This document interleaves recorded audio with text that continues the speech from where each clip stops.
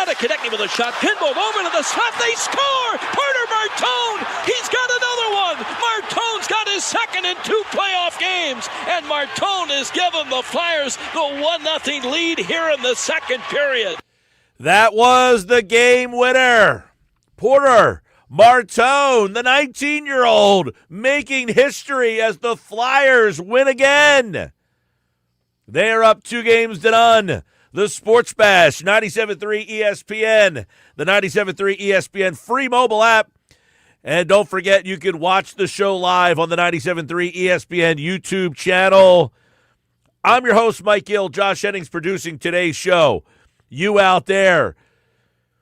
Well, I didn't really have much of a doubt. I said I think the Flyers are going to win the game. And nothing through 1, and then Porter Martone. I mean, we were talking before the show, trying to think of another example in Philadelphia sports of a guy coming in.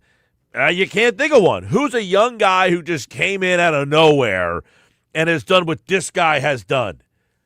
He gets the goal last night. The Flyers win it. They go up 2-0. They tack on another one with an empty netter, and they win 3-0 last night. And it got chippy. Pittsburgh was throwing the kitchen sink at you. They outshot you in the game. I mean, it felt inevitable at one point. Like, I would say early third period, first 10 minutes of the third, it felt like it was inevitable that they were going to score. Did it not? Like, they were just throwing the kitchen sink at you. Anything they could find. It was like a WWE no-holds-barred where they bring out the trash cans, and the trash cans filled with, like, nonsense, and you're hitting people over the head with, like, you know, a lunch lady's tray, a plastic top, you name it. They have it in the trash can. And Pittsburgh is just trying to throw everything at you. And the Flyers somehow hold on. They held on early in the game with some nonsense penalty calls in that game. And were able to kill, 3 or 4 penalties to start that game off. You're starting to think, wow, is something special happening with this team? I'll tell you what, we were talking about trying to find something that you can compare Porter Martone coming up from the college ranks in the middle of the season, not even in the middle of the season, the last 3 weeks of the season. And now, I mean, he leads the team in shots since he has entered the team. He has taken more shots on goal than anybody else on the roster. It's unbelievable.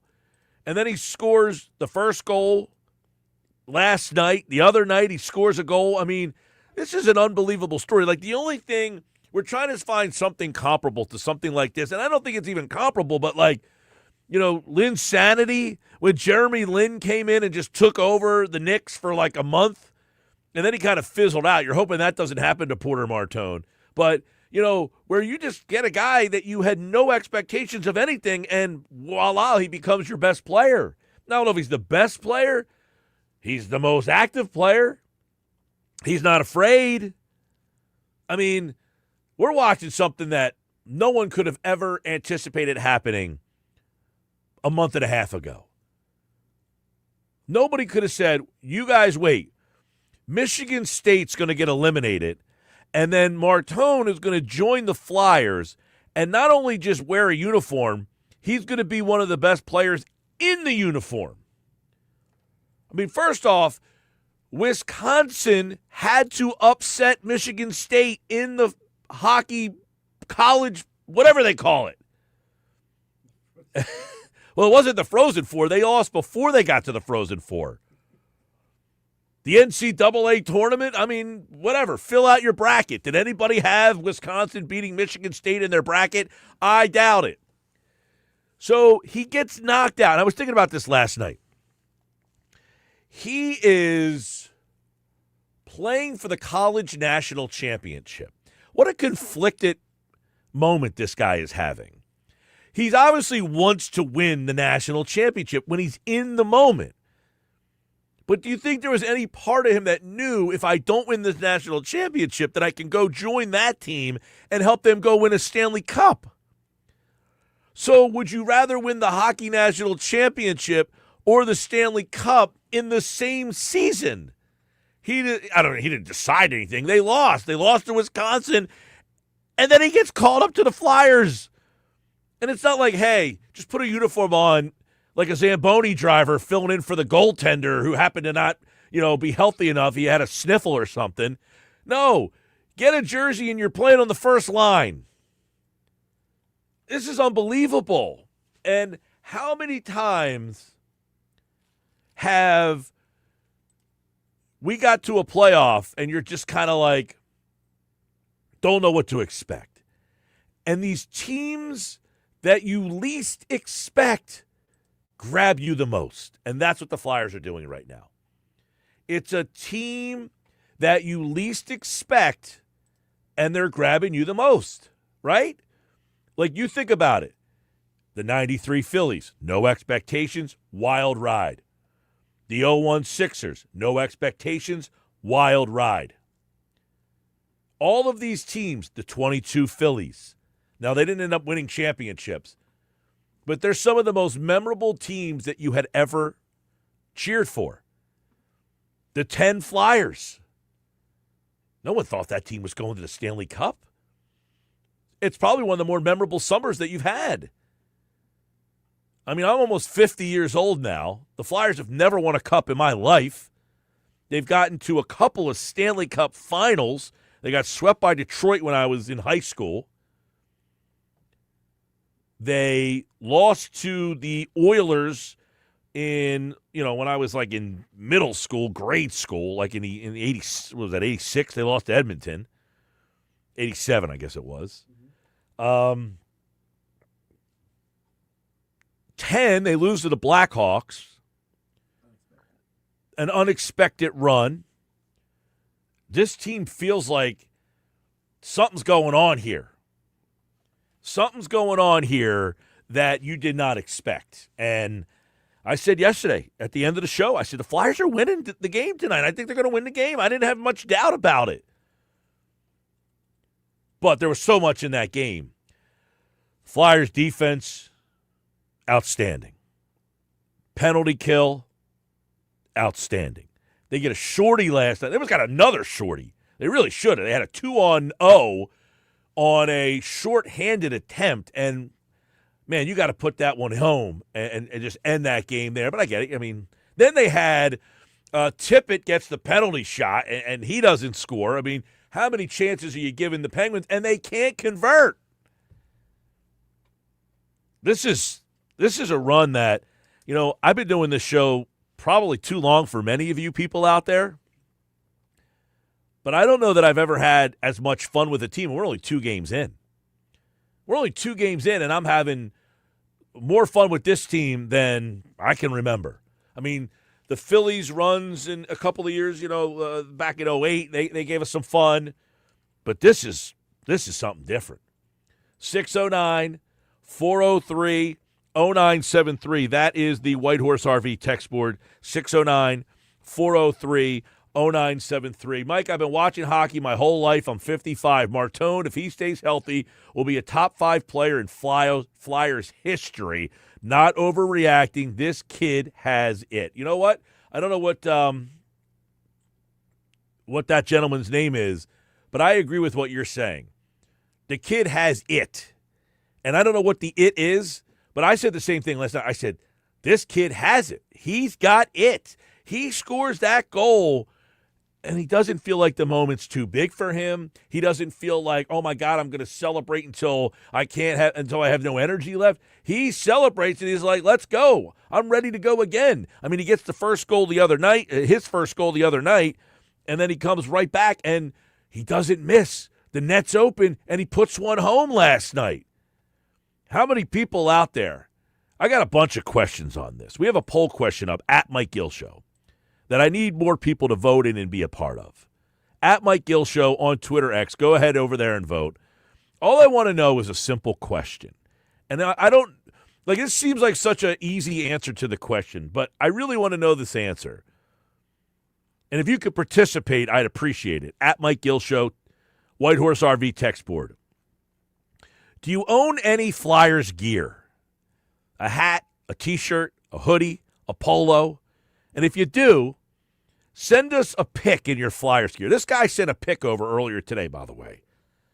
He's got a Flyers jersey on, a Flyers hat. I think he's got Flyers socks on. I don't know what kind of pants he's wearing there, but the picture is just epic. I mean, this is exactly what I'm looking for. So to that guy who sent the picture in already, beautiful, man. Do you own any Flyers gear?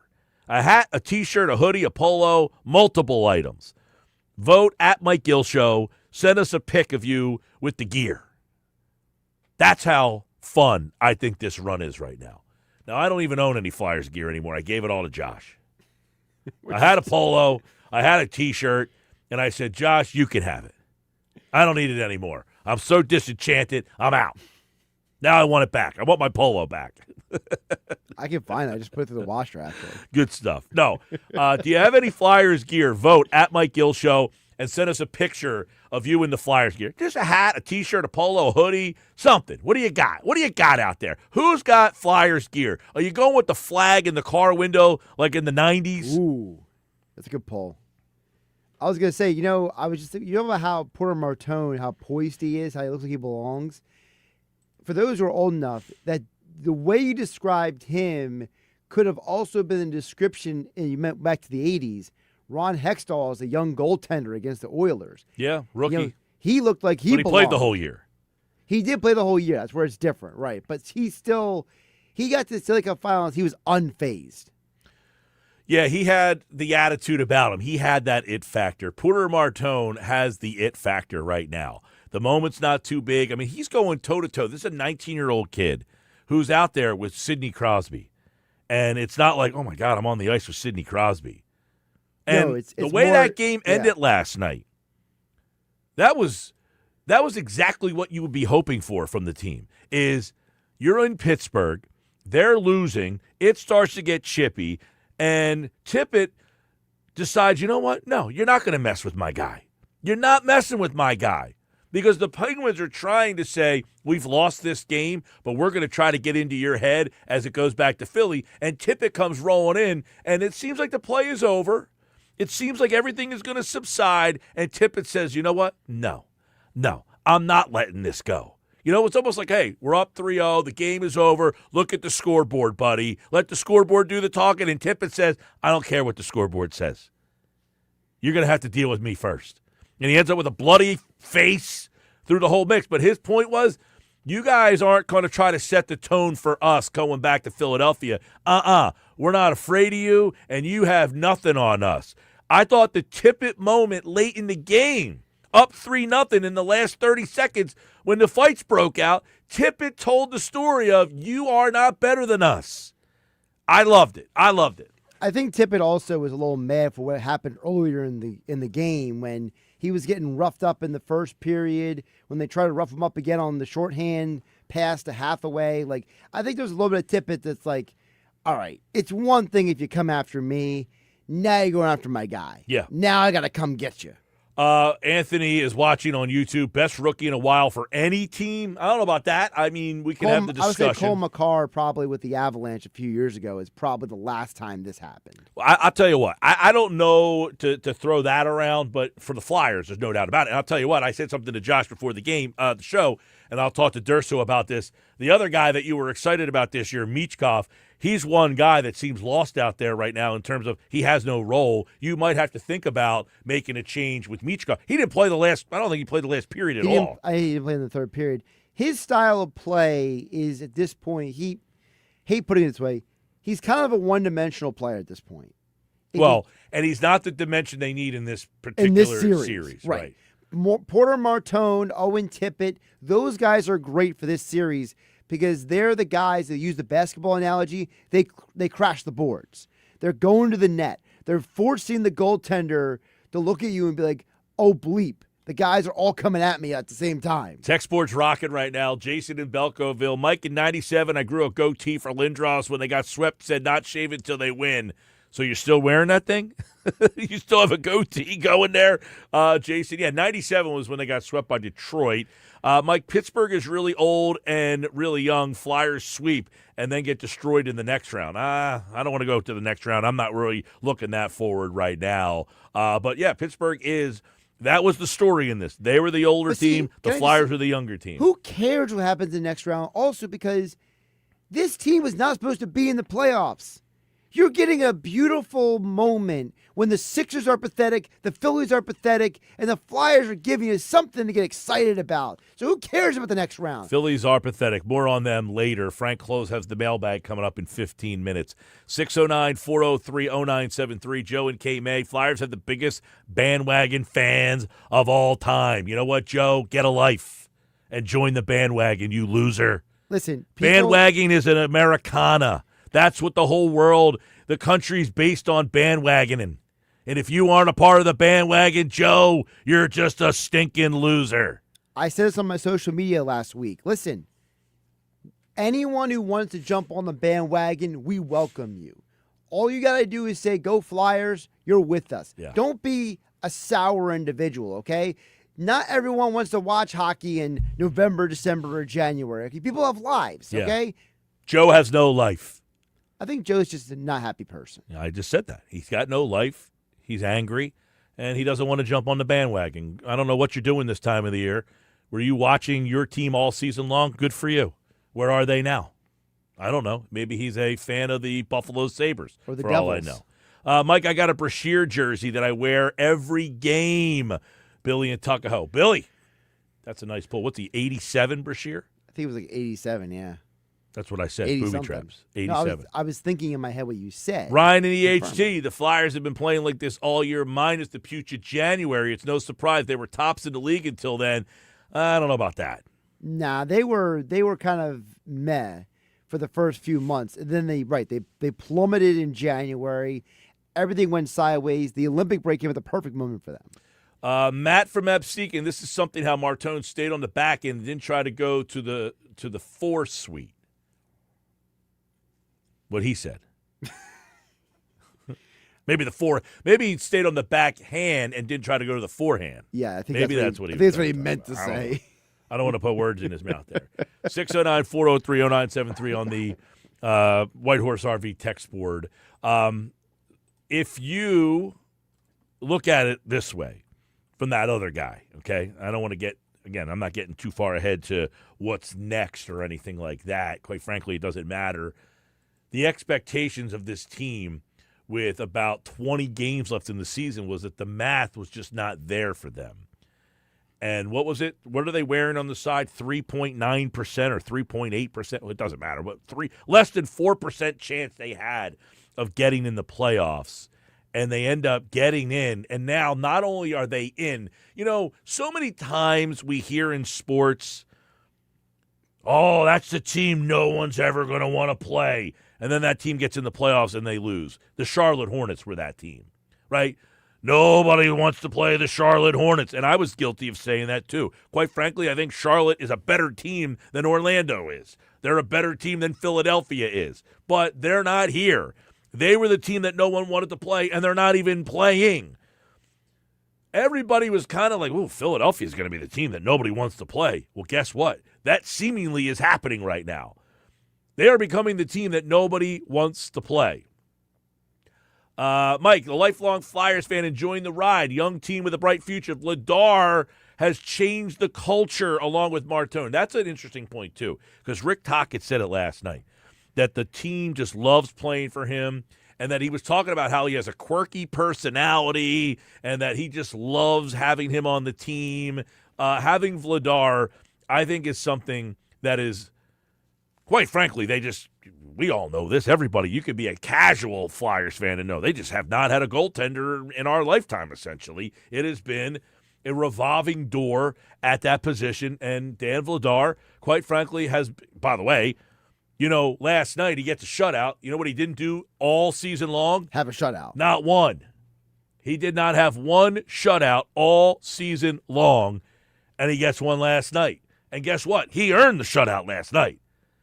He earned it last night because that was a listen, Pittsburgh was coming after him in the third.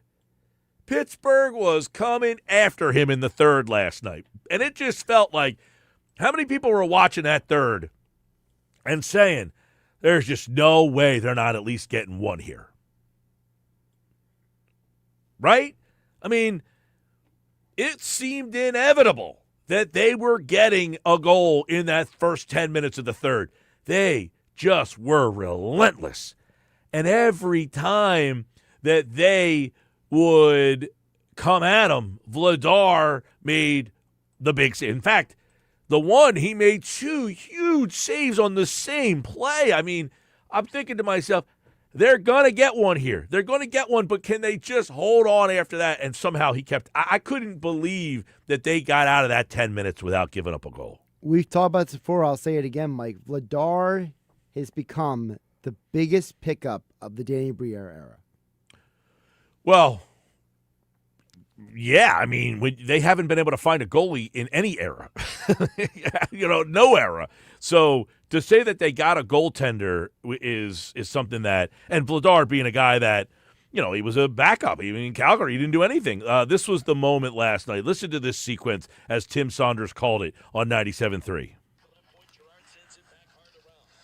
Down to the right wing corner, can't pull it off the wall. Raquel gets it to him. Centering pass, and Russ was stopped by Vladar. Now another chance at Vladar, knocked that aside as Pittsburgh's Sam Girard had a 10-bell opportunity on that rebound. 2 shots right there, couldn't get it home, and that one was one huge moment in the game.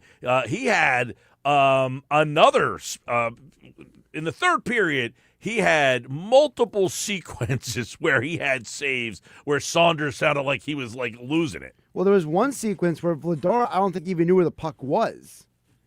He went down to cover the puck, and he had no clue if it was under him or not. Right, he didn't know if he had it under the pads or anything. And listening to Saunders last night, it almost made it sound as if it was a goal and that no one could find the puck, and there it happens to be underneath the pads there. So Flyers win it last night 3-0 in a game where, again, I mean, quite frankly, at the end of the day, you're thinking, man, how did they end up winning that game without giving up a goal? Vladar, 27 saves, and they lead the series 2-0. Now they come back to Philly. I will say this. It feels like this thing can go one of 2 ways, right? It's either you get the sweep where Pittsburgh finds a way to win the game, as we talked about yesterday. The road team keeps winning. And then I guess when do they play? Game 4 would be on Saturday. There's a couple days off between here. And that's what I talked about when the schedule came out, is the older Penguins, they get the win on Wednesday. Then they get 2 days off between the 3 and 4. That's a benefit to them.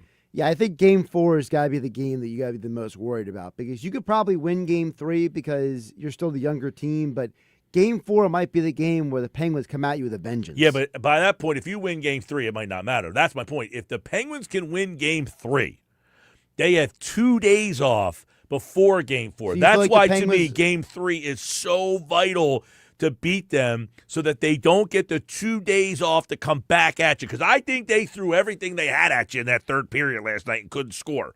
So if they could find a way to win Game 3, they would get 2 days off between 3 and 4 and give them the best opportunity. So you feel like Game 3 is the game you got to be the most careful of, the guy against the ropes with nothing to lose. No doubt, because that gives them obviously life and 2 days of rest. This was the other sequence, one of many sequences in the third. Tim Saunders on 97.3.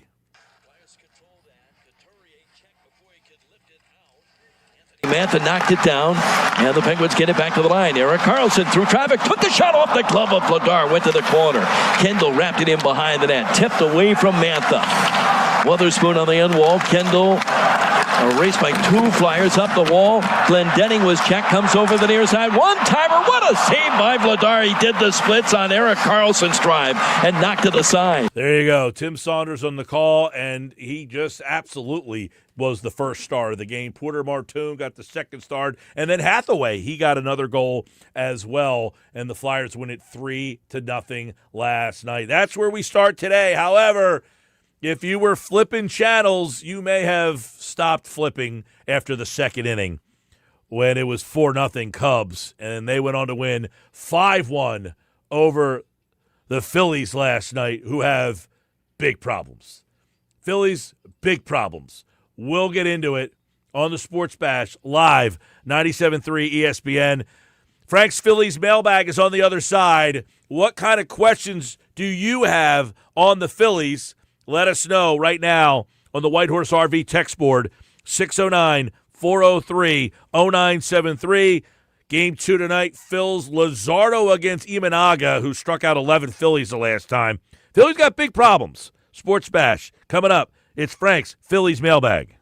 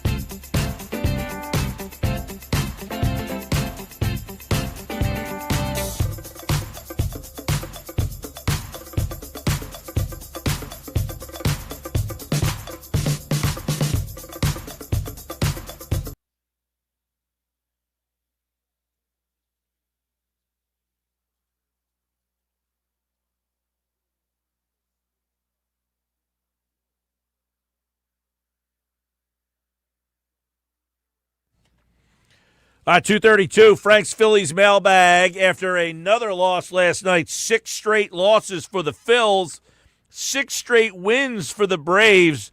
Phils are 7.5 out of National League East play. Frank Klose's Phillies mailbag is up at 97.3ESPN.com. By the way, we'll talk a little Flyers with Kevin Durso at 4:30. Sixers play the Celtics tonight on 97.3 ESPN. You can listen to the game right here. We'll get into the Phillies issues now. Frank Klose, 97.3 ESPN.com, joins us now with his Phillies mailbag. This hour of the show brought to you by the law offices of Craig A. Altman. And, Frank, I don't know. I'll start off with this question. They are 7.5 out. They've lost 6 in a row. And the way the Braves are playing, it looks like this division is almost insurmountable. Do you feel that way already? Well, I hear Frank. I don't know if he hears us. I see him he appears to be kind of in and out over there. So we'll see if we can reconnect with Frank here on the Sports Bash Live 97.3 ESPN. And then obviously when you take a look at the Phillies tonight there, let me see. Frank, you got me there? No? Yes? No. No, he doesn't got me. All right. He is not hearing me. All right, we'll call him and see if we can get him on the phone here. And obviously the Phils got all sorts of problems. Last night they lose 5-1. They're down 4-0 in the second inning. And as soon as it's 4-0, you feel like the game's over. Now, I don't know how much Phillies people were watching. You're flitching back and forth between the Flyers. I'm locked on the Flyers game. I see 4-0. I went back and I figured that game's over, and it was basically the way it played out. They scored 1 run last night, and again, it's not from Turner, it's not from Harper, it's not from any of those guys. It's from Justin Crawford. You know, the key guys on this team feel like they have to do just about everything, and it puts them in a real tough spot. All right, let's get Frank here. Frank, 4-0 last night, and it felt like the game was over, right? I mean, you take a look at the way things have been going for this team. They just can't get any offense going. That game felt over at 4-0, did it not? I agree, and I think worse than the fans thinking that it was over at 4-0, I think the players thought it was over at 4-0. They just don't seem to be in a good headspace right now, and I really can't explain it, but it's almost like one bad at-bat compounds to the next. At least their defense has kind of been okay for some of them, but it's just in their head. I can't explain it. They're 7.5 back. Is that insurmountable with the way – I mean, you're looking at this right now. The way the Braves are playing, the way the Phillies are playing, even if the Phillies kind of got their act together, is 7.5. Is this division, in your mind, pretty much done? I wouldn't call it done, but this is not how you want to start the season. It will present a challenge. I mean, I think it's really easy at this point in the season for a team to get hot, win a couple series, and all of a sudden you feel like you're back in it. I mean, at this point, any point between now and essentially the All-Star break, if you're in and around 500, you're kind of in it. So, I mean, obviously you don't want the Phillies to be much worse than they are right now, 5 games under 500. But if you're around that 500 mark, then you're able to start righting the ship a little bit. Now, I think it's important that they don't try to make up a 7.5 game deficit with every at bat. I mean, I think that's kind of the pressure they're putting on themselves. They're not necessarily focused enough on the bigger picture, but they're trying to do way too much with every at bat, and I think that's really or every pitch, even from the pitcher side. So I think they're just in a tough headspace. It's definitely time to make it up, but this is not the way you want to start a season. Well, and you've got the Braves coming up this weekend. You've got Imanaga tonight, by the way. That doesn't feel good. You got the Braves coming up this weekend. This feels like a huge week for this season because there's a lot of murmurs, the hot seat for Rob Thompson, and the way this team's going. I mean, this feels like a pretty big week for this team. It is a big week. I mean, these are 2 really good teams that the Phillies are facing, and you know what? If they can put themselves in a pretty significant hole, I mean, again, not one that they can't pull themselves out of, but the way things are going, I don't have a lot of confidence that the rest of this series on the road is going to be that great for them. I mean, let's be honest. Well, the typical team that wins the division, you're generally happy if they can be at or around maybe slightly better than the 500 mark on the road. I mean, it's a lot harder to win road games, and the Phillies are in two very difficult places right now. Frank Klose, of course, you can check out all his stuff on the Phillies over at 97.3ESPN.com. I want to ask you about that. An article yesterday in The Athletic suggested that Rob Thompson, he could be on the hot seat here. Do you look at it that way? Do you look at that? We all go back to 2022 when Rob Thompson got this job. Are you sensing that could be on the horizon if things don't change? Well, going into the season, I thought that wouldn't have been a thought in their minds, but I still think it's very, very early to have that conversation. But I do believe that that thought has creeped in to the point where if you look at what you have on the roster, I mean, you're not making major moves with the players on the field right now. I mean, what are you going to do? Trade Alec Boehm now? I mean, everybody just set their rosters for the season. A lot of teams are in it, and it's not the time to make a trade. So you can't change the mix of the players right now. You really can't do much of that till the trade deadline because, again, most teams feel like they're in it if they're in or around the 500 mark. So they're not going to be making trades. So I think what you're going to have to do is make a different type of move if you get to that point where you feel like it's your last chance to do something to shake it up before you run out of opportunities. And for me, that opportunity isn't coming just yet. So when the Phillies finish this road trip, then they'll be at home for 3 against San Francisco. But then I think the stretch between May 1st and 10th is the really important one. They go to Miami for 3, and then they come back home and they face the Athletics and they face the Colorado Rockies. From my viewpoint, that's going to be the pivotal time. If the Phillies can't take care of business against the Marlins on the road, if they can't take care of business against the Athletics and the Rockies at home, then I think before they hit that next road trip, I think they go to Boston next. They're going to have to do something, and unfortunately, you can't change the player mix at that point. Yeah. So, but I think that's still ways away. Look, I don't think the Phillies are going to have the best road trip the rest of the way, but they can get it started right against another team that's been equally struggling, San Francisco Giants at home next week. That's Andrew's question, by the way. He wants to know when Kevin Long and or Rob Thompson will be fired.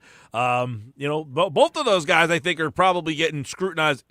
The offense is a big problem, and people have wanted Long gone for a while. Yeah, I don't believe that that's the best idea, but you know what? And sometimes it's not rational. Sometimes it doesn't make sense.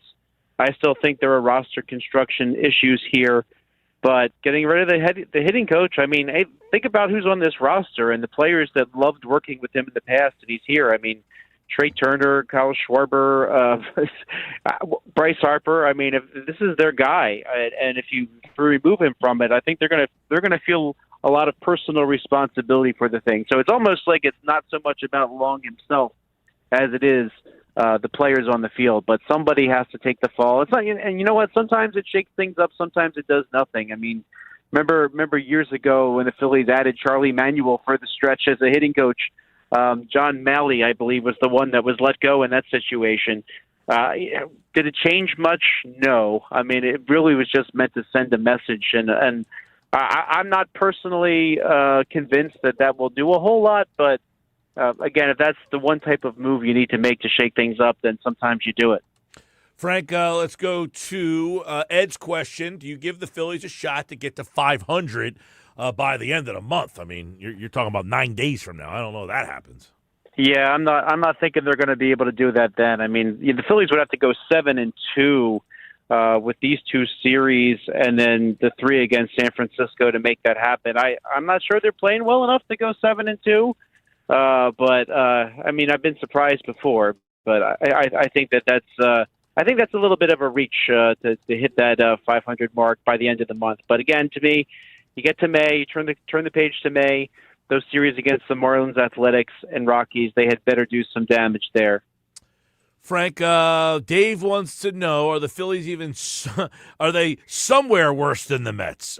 Both these teams are really struggling, but I think it's an interesting, comparison here, Frank. Phillies fans said you ran it back. Mets fans changed a lot. So changing things hasn't helped the Mets. Running it back hasn't helped the Phillies. So it suggests that there is no right or wrong way to do this. Yeah, the Mets have lost 11 in a row now and counting, it feels like. And they really changed up the mix. I mean, losing Edwin Diaz, losing Pete Alonso, Brandon Nimmo, I mean, these are staples of that roster and key performers and all-stars that really did change the environment on the Mets. And even some of the lesser players, they mixed it up as well. But, I got to think the Mets will be better. I mean, Bo Bichette, he's already trending in the right direction. Francisco Lindor started out rather slow, and he was actually coming off an injury. He seemed to just get back just in time for opening day. He's projecting better. And, Juan Soto is out. And so you add that to what I already thought was perhaps a bullpen that was not as good as their bullpen last year, and they've lost McGill, they lost Minter from their bullpen. I think the Phillies are better than the Mets. The Mets aren't this bad, but I think that the Phillies are still a better team than this Mets team. I think the Mets are a better team than this Mets team and how they've been playing lately. So this is something that they might have to ride out a little bit and see and really get some head-to-head action. I think both of them will get their feet under them. And look, I want to add this too. When you look at the teams that are similarly struggling to the Phillies, there are a lot of really good teams that you would have expected to be much better. Among them, the Toronto Blue Jays, of course, who were tremendous last year, right? You look at the Houston Astros, the Boston Red Sox. So you can go up and down Major League Baseball. Again, at this point in the season, they're really not even. Geez, what's this? 1/6, not even a sixth of the way there.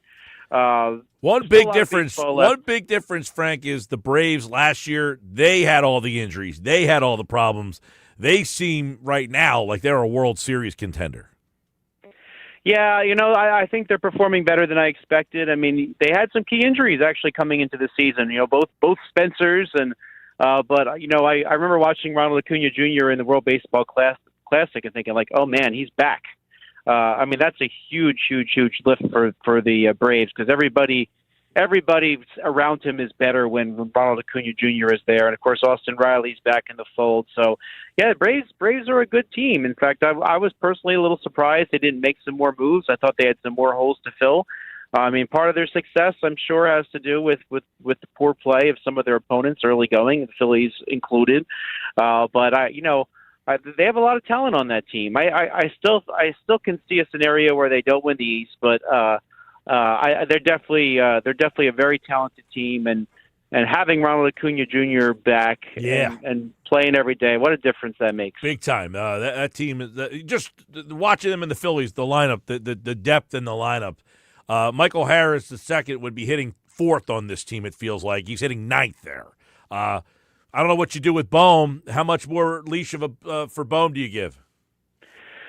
That's a really tough question because it's not like they're flush with options. I mean, they could start Sosa every day, but then all of a sudden you got to play Stott all the time. Now Stott's bat has picked up his last 7 games, but he's not shown that he's ready to face lefties. So I mean, they don't have a lot of options. I mean, one thing I would consider is swapping out the Dylan Moore roster spot. I mean, I know Moore's pitched for them a couple times, but he hasn't gotten a hit yet. Maybe they want to start considering do they shake things up with that extra roster spot? Do they go for a Carter Kieboom who's down at AAA, has some major league experience? Do they try Christian Cairo, who they gave a 40-man roster spot at the end of spring training? Do they try something? I mean, I think that's a really difficult thing here. By the way, one thing the Phillies might try, which I'm not a fan of, is supposedly they might give Kyle Schwarber some games in left field to get Felix Reyes into the lineup more, but I don't like that at all. But I think there are better options than that. But yeah, I mean, Bohm, you could probably trade him down towards the trade deadline. I mean, it's just such a hard time. I would, if I'm the Phillies, I don't know who this answer is, Mike, but if he can call around and find some other team that needs another change of scenery candidate type player, where maybe things would be better if both players change scenery. Maybe you look into something like that, but trying to identify such a player is going to be very, very difficult. So I think if I'm Dave Dombrowski, I'm looking at all the rosters and trying to be as creative as possible here. Again, just to maybe get some new life in, maybe shake it up just a little bit. But we already saw them do it with the left field option with Reyes in for Kemp. But I mean, it's It's almost like at this point, Kemp might have given them more if he was the third baseman. Well, we'll see how much longer they stick with some of the guys here. By the way, last night, 8th inning, 2-on. Marsh, he let him hit against a lefty. Stott, he let him hit against a lefty. It's funny because everybody cries, why don't they let these guys bat against lefties? Then last night they did bat against lefties, and everybody says, why didn't he hit for these guys with the lefty pitcher pitching? I found that to be kind of funny. Well, you know what, Brandon Marsh, he's gotten some starts against lefties. In fact, they've been in place of Justin Crawford. I would have, I mean, now that Reyes is on the team, I want to see Reyes in there. But I think that they've tried to give Marsh the at bats against lefties, albeit in center field. Which again, I don't like that defense at all. Nope. But he did make a nice play in center the other night.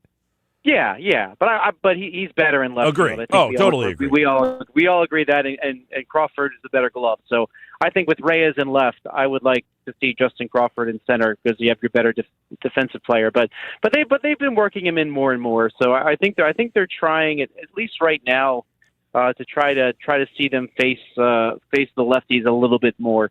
Now it's under a lot more scrutiny if it's in the late innings when you got an opportunity to score perhaps, and you're trying to catch up. But I think doing the starts against lefties, that's what I would do personally to make it happen. And when we see, and by the way, part of that equation is Edmundo Sosa, because it seems like every year he comes out really, really hot, and then the impression is, okay, well, you have to play him more, and then you play him more, then he quiets down a little bit. So I what the heck, Imagawa, I would try it tonight. I would put them both out there and just see what they can do against an actual left starter, and get those at bats, more than one, and really show what they can do. Frank Klose, 97.3 ESPN.com. Check out his Phillies mailbag, and of course, right here on the Sports Bash, Imanaga versus Luzardo, who needs a good start, by the way. Tonight, that's the pitching matchup. Thanks, Frank. Thank you. All right, there he is, Frank Klose, everybody. Check out his Phillies coverage over at 97.3 ESPN.com. All right, coming up, the Phillies fastball. We'll get into more of Rob Thompson and whether or not he is on the hot seat. We'll talk to Oscar and Jeff about that in today's Phillies fastball segment. Plus, this hour of the show, it's brought to you by our friends Craig T. Altman, the law offices. When we come back, our Phillies fastball segment in 11 minutes, plus Knicks Nuggets. Adam Caplan has the blueprint for the Eagles in the draft, and Kevin Durso talks Flyers at 4:30.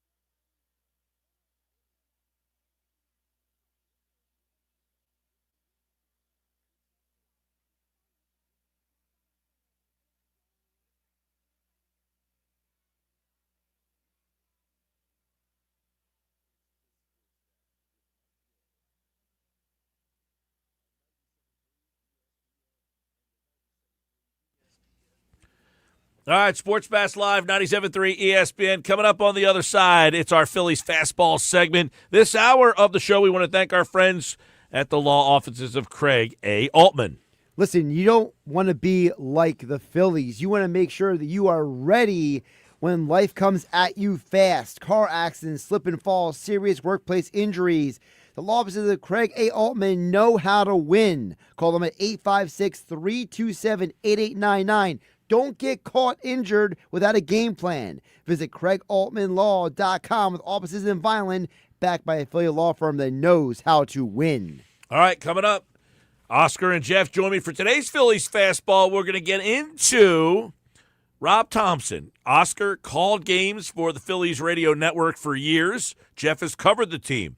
Why is there a disconnect between the fans and the manager? We'll get into that and more. Our Phillies Fastball segment's next.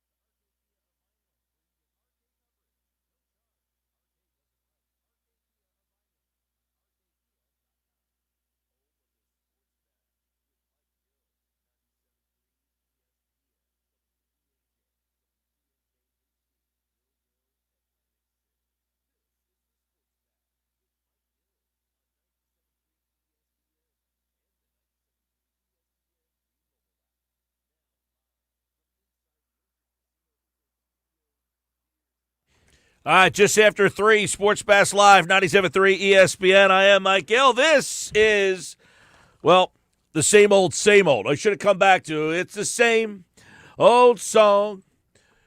That's the Phillies offense. No runs. They can't score. They got 1 run last night. What's that, Major League? That's all we got is 1 bleeping hit?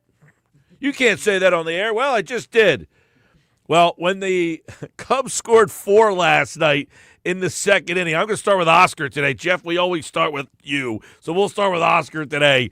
4 runs in the second inning last night. They can't hit, they can't score, they give up 4. It felt like the game was over. Did you feel that same way?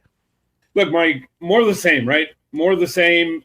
The hitting, we only got 1 run, 6 hits. We from runners on base, 0 for 7 with runners in scoring position. We left 10 on base.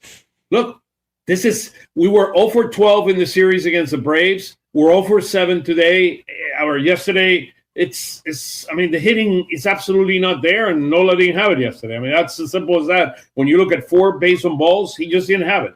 So more of the same. Jeff, they scored 4 runs in the second inning.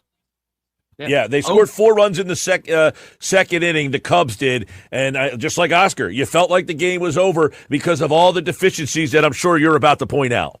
5 sip, and that's it.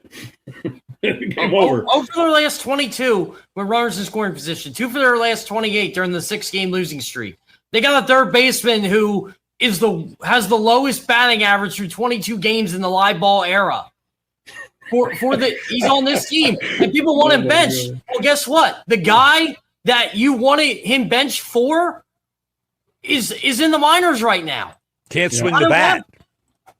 Yeah. Well, that's I'm seating Baum 2 or 3 games and starting Mundito. I don't care. That's it. Done. I mean, I'm done. We're done with it. That's the other issue. He's bad. Well, I want to get into Stott here in a minute because there was a situation in the game last night that came up involving Stott. But Bohm, guys, what do you do with Bohm? Oscar, you sound like you're going to sit him for a couple days. Sit him 3 days. Is there a guy in the system? You said Kemp. Felix Reyes has played some third base. Is that a place? I don't want that experiment. I'll take Schwarber at third base. I'm just saying, if you're looking for a way to get Bohm a day to sit, they got a couple of options. Kemp can play third. Sosa can play third. Yes, as I mentioned, Reyes has played, about 100 games of third base. Again, I don't think the Phillies see him as a third baseman. No, they definitely do not. Right, exactly. Look, I'll take more. Look, I'll take 3 days of more. Point being, they have options for Bohm to not play, is my point. Yeah, I'm with Oscar on this. I would definitely give him a couple days, at least a couple days. But I'll tell you what, is it crazy enough to just kind of set him down and let this guy just reset and get away from here for a bit? Yeah. Roger McNamee, that is in Phillies Weekly, have said that a number of times, that maybe send him down. I mean, send him down to wake up and get those bats waking up. Until he wakes up, he stays in the minors. You know what? They did this with Brett Myers back in 2008. Remember Brett Myers? He moved to the bullpen, went back to being a starter, was horrible. And Brett Myers was a good pitcher here for a lot of years. He was in year 7, like Alec Bohm. A lot of You did it with March last year. March last year, Jeff. He went down and he came back like a different player. Yeah, Marsh got indirectly kind of was hurt, and he went on a rehab assignment, and that kind of got him going. They did it with Alvarado a couple of years ago, and that really changed his whole career. I mean, him going down there, he came back a different guy. And you know what? They all say it. They get humbled when they're down there. They do. And, I know they had a loophole with Brandon Marsh and, his injury or whatever it was, but at the same time, these guys came back different people. They had different personalities. It was like, okay, let's reset here. Let's do what got us here. Alec Bohm needs to do that. Listen, I agree. Bohm has been, and by the way, the sad part is Bohm is a big key to this team, and it's one of the reasons why you're really struggling. 0 for 3 last night. He struck out. He did walk. He's hitting 133, a 401 OPS from a corner infielder, Alec Bohm.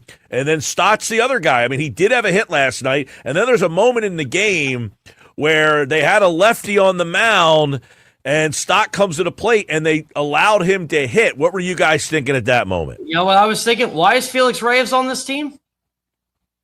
Exactly, and you got Sosa on the bench as well. I mean, to come in and back up defensively afterward.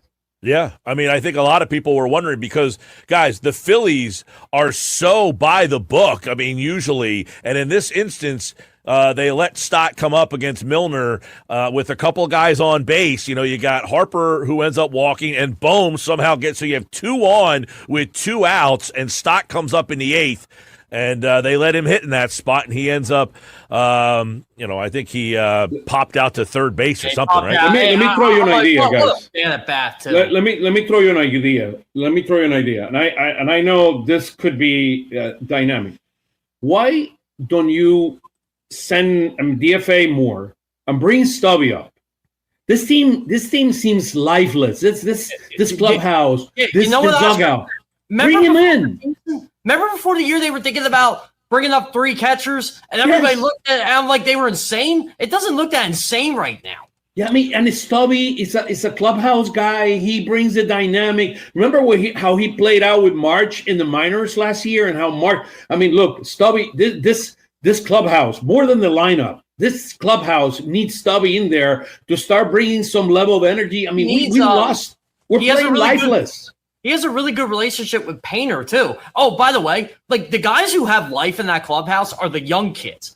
Crawford. I mean, Painter's always been kind of all business, but Crawford's always got a smile. I know Kemp always said, and he's a businessman like too, but I feel like everybody's getting ingrained in that right now. It's like when Stubby's there, it's, oh man, you came to see me today. You know, that type of stuff. It's a different vibe. Vibe. This team needs a different vibe. There's 2 things here. Right. Yes. Stubbs, certainly. We talked about Dylan Moore. He is not needed on this team. They don't need a super utility guy to play. They need a guy that can play. They don't need a guy that can just be here. So Stubbs, if he can get here and add some energy, he could probably play second base for 2 innings if you needed him to in the event that kind of stuff. They tried him all over in spring training. He could probably handle it. But, right, can he get – how about even being another catcher? Because Marchand just can not – he did get a hit last night for the first time in the season, but that's one thing, too. Sort of the first time, but yes. Yes. But, yes. He's up to 0.65, by the way. Let's be honest, though. Let's be honest, though. Bringing Garrett Stubbs up here is not changing the problems that this team is having in the lineup. So but it's helping change the culture. It's helping change the culture. That is true. A huge issue. That is true, 100%. I will agree with you on that. But the best part about this is right now, you got nothing to lose. You're 8-14. You've lost 6 games to the Braves over the last 6 days. Look, it's going to take you 2 months to get back up to 500. Let's be real here. It's going to take at least 2 months. Oscar, on Friday, you and I talked about it, and we didn't know if it was going to happen. We said if the Braves sweep you, you are 6.5 back. Well, we thought you would at least get 1 game in that series. They got swept. They're 6.5 back, and now they're 7.5 back because you lost last night and the Braves keep on winning. You take a look at the standings right now. You're 7.5 games out of this East race already. You're in a hole. Stinks. You're in a hole. I mean, beyond the division thinking, you're in a hole right now. You're 8 games, 6 games behind the Braves, or 7 games behind the Braves in the loss column. I mean, you're in trouble. I mean, you're in trouble right now, and you have to wake up. I mean, without a doubt, it's 8-14 on the Phillies there. I didn't change that. Yeah, I was going to say, I'm like, yeah. It's a minor typo. I was trying to reduce the number of losses. I can't believe it, by the way. I mean, it's just crazy. Scott Lauber tweeted this out earlier. He said, since 1900, the Phillies have been 8-14 or worse 26 times.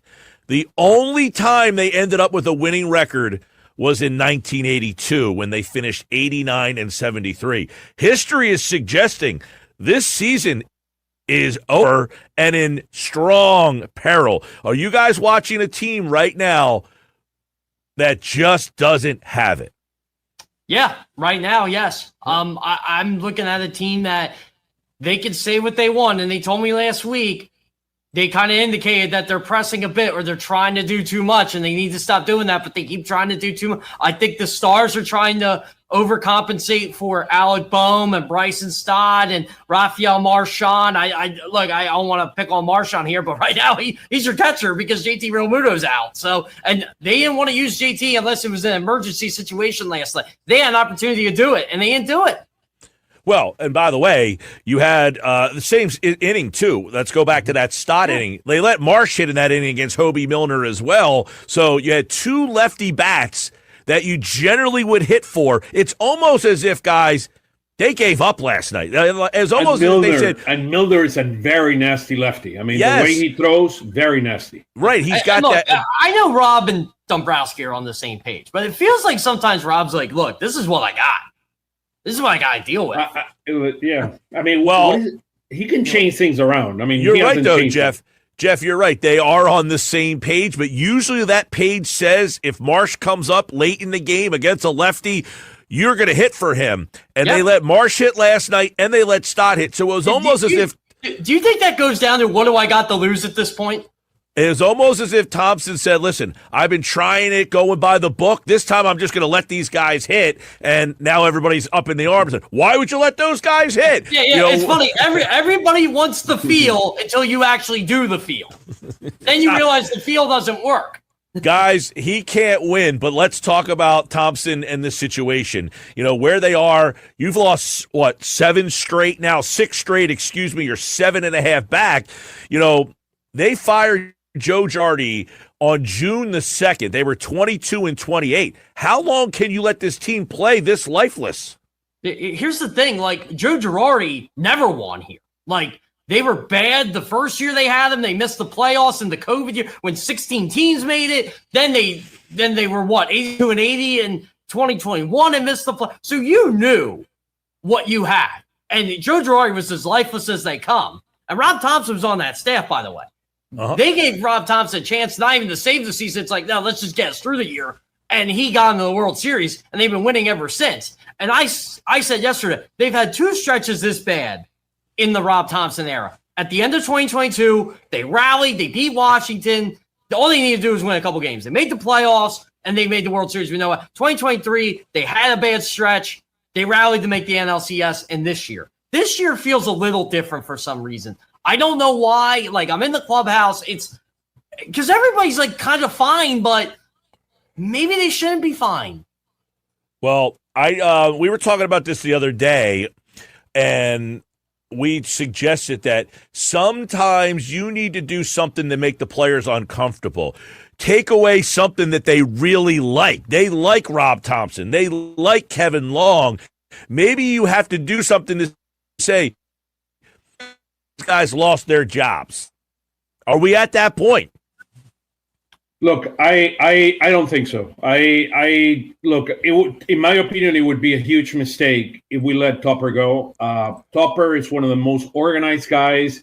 I prefer to do other things, like I just told you, bringing Stubby up and trying to change a little bit of the culture in that clubhouse. Maybe you send Alec Boehm down for a week or for 10 days, right? And then you bring Stubby up and start changing the culture of this team and making people accountable. I mean, in the sense that will send to me a message that said, "Hey, we got to change." I want to. And then you keep more. You keep listen, more because he can play third base, right? And you can keep him while Alec Boehm is down there. And then when he comes back up, and then you can let him go. I mean, but you need to make some changes because whatever you're doing right now, it ain't working.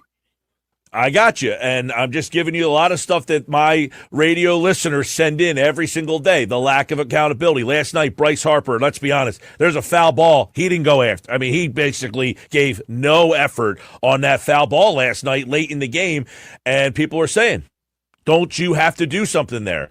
At what point, let's say you bring Stubby up and nothing changes. I think that's where Charlie Manuel got a lot of respect by this organization and this fan. Bingo. Even before he won the World Series. Because in that year, in June of that year, Jimmy Rollins did not hustle on a pop-up. And I was there.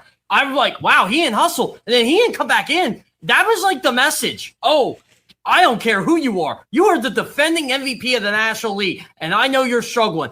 I have 2 rules, and you just broke one of them. Be on time and hustle. Yep. Well, that's simple. Did you guys watch the Harper play last night thinking the same thing? Yeah, a little bit. It's unfortunate, guys. I mean, it's I agree. It's an accumulation of things. By the way, I don't even think that's a Rob Thompson. I think that's around Major League Baseball right now. I just it's. I mean, what happens if you sit Harper, and I understand, right? I mean, if you Harper, it's complex, guys. This has to do with psychology. I mean, this has to do with a lot of components here. I would prefer to send a message like sending Alec Bohm down than sitting down Harper. And I do understand what you're saying, right? I mean, it's very, very complex. I mean, look, it's complex, but you have to make some changes, and you have to make some changes at an emotional level. This team needs to feel different, and it doesn't feel different. And sending Taiwan Walker down isn't going to send the message. Yeah, exactly. Or sending Otto Kemp down so he can get enough at bats. I mean, you need to make some changes to this lineup. And you know what though, Mike? To add to your point, right? You brought Felix Reyes up, right? You really could, in theory, send that message and play him at first base and just make it up. Oh yeah, I gave Harper the day off, even though deep down. Well, and Jeff, I said the other day, which I don't know if you guys, look at it the same way I did. He comes up Saturday night, hits a home run. He's the only guy that gives you any offense. And then the next day, he's not in the lineup because of right-handed pitcher. You know what? I would have played him in right field and said, look, you showed up, hit the home run. He gave us a little spark. Garcia hasn't done anything. Reyes, you're playing right field tonight. We got to get something going. Reyes, you're going to play left, and Marsh, you're going to play right. We're just whatever. Up. Yeah. I mean, I think Reyes actually, the way Thompson kind of said it, seems like he's more comfortable in right than he is left. Well, he is. Yeah, he played right in Reading last year. Exactly. So I would have played him in right field instead of Garcia. And the problem is Garcia's hitting in the 4-hole. You're going to put Felix Reyes in the middle of the lineup when he's had 3 at-bats? Hey, this is the problem. They have options, but they're not good options. Yeah, that's a problem. I mean, let me put it this way: who's you gonna hit? Bomb? You're gonna hit a Stott? Who are you gonna hit fourth? I mean, it's crazy. You don't have anybody. Well, that's the thing. So you're going to basically keep trotting Adolis Garcia in the 4-hole because you just don't have anybody else to do it. Real Muto probably. I would imagine Real Muto, when he's back, I wouldn't be surprised if he goes back to the 4-hole, which is crazy to think because he was hitting 8th. He was hitting 8th at the start of the season. But he's the one who's also hitting the ball the opposite field. By the way, I'm going to go off on this tangent again, too. Because he's really struggling with the Mets. I feel like Bo Bichette and the Phillies both needed each other.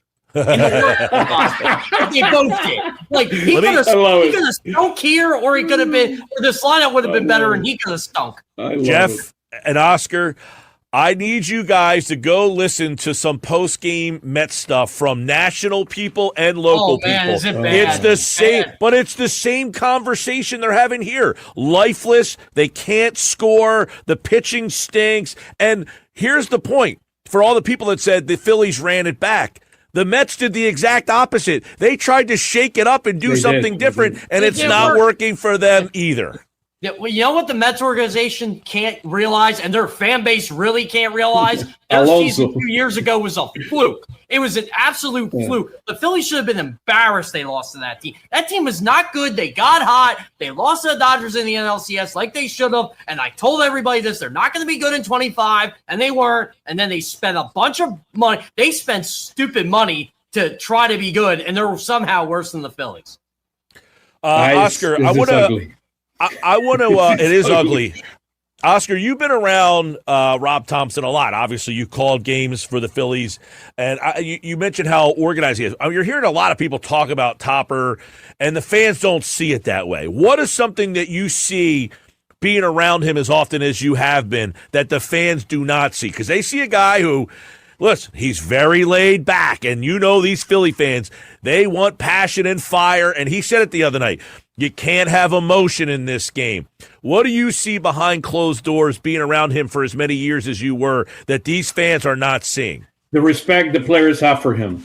The respect. This is a gentleman that has been in the game for so many years. Is extremely, extremely organized. The way this team is run by a professional. It's run by somebody that understands the game, understands how to win. This guy have been in every single situation and has strived as a coach and as a manager. I mean, he's look at the record. I mean, look at the record. 90. I mean, this guy has gotten us to the postseason 4 years. I mean, he got the team by Girardi. He got this team into a World Series the next year. I mean, 2022 team, and I tell a lot of players from that team, I said before Rob took over, you guys might have been the most unlikable team because so you were a bunch you're right of highly about that, paid players that weren't producing, and all of a sudden you produced. So I'll ask both you guys. Look at Michael. Not so true, Michael. Right. For those of you listening, Michael is in the chat, in the YouTube chat, and he says the Phillies can play the Mets. At least someone can win. That's like a NBA game with two teams trying to tank, and neither team wants to win the game, right? I want to ask both you guys, because Jeff, you've covered Thompson as a beat reporter and Oscar as a play-by-play guy. What's the disconnect then that the fans who don't like Thompson? I mean, let me tell you, I get the text board. These people can't stand this guy. They wanted him out after the Mets series. They can't stand anybody. They can't stand Nick Sirianni who wins. They don't know what they want. They really don't. It just shows to me how clueless some people are with this team. I'm going to tell you something from my experience with Rob Thompson. He does have a sense of humor. Before you go, I want you I got people text him. My guy Pat from Ocean City calls him Rob Zombie. We got other people who said he doesn't know how to. Do you not like winning? Is that it? Like, well, I'm telling you, fans do not like winning. What's the disconnect? Look, the bottom line, Topper is a guy that respects the players. He's a player's guy. He's a guy that players walk into his office and they can talk anything out there. I mean, he's a guy that respects the guy, respects his coaches. This is a professional run organization, guys. I mean, it's not. I mean, with Girardi, I did not like Girardi as a manager. I mean, I did not like the way he approached people. I mean, he's blunt. I mean, he's a different guy. This is a professional guy. Remember, he stopped for like 2 days and benched him. Look, do I like the fact that he wants to run the lineup every day the single way? I don't. I would make changes. I would make certain adjustments. I don't like that part of him. But he's a professional manager. I think it would be a huge mistake if we let Thompson go. In my view. I get mad at this when they say it's a country club vibe. It is not a country club vibe. It's not. No idea what a country club is. There are personalities on this team, and they do show it. But it's hard to show it when you're losing.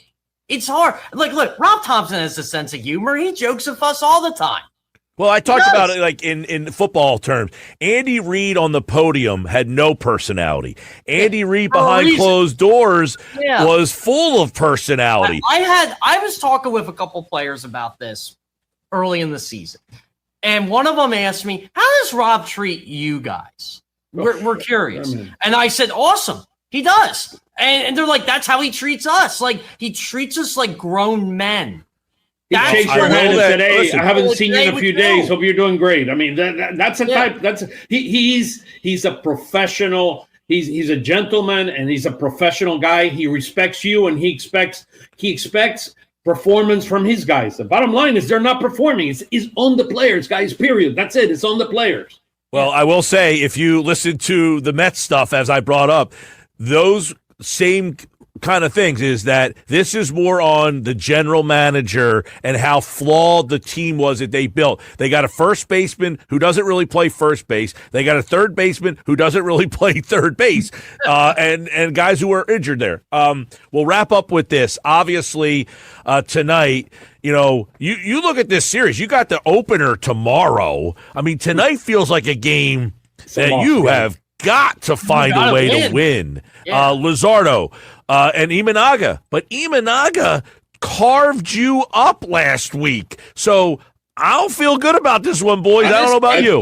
I feel good about Luzardo. Luzardo's going to win us. Luzardo's going to have the best game of the year. That ain't saying much because he's had a lot of bad games on. He's gonna have a tremendous start, guys. He's 4-1 against the Cubs, 3.54 ERA at Wrigley Field. He's 2-0 in 3 starts and 0.95 ERA.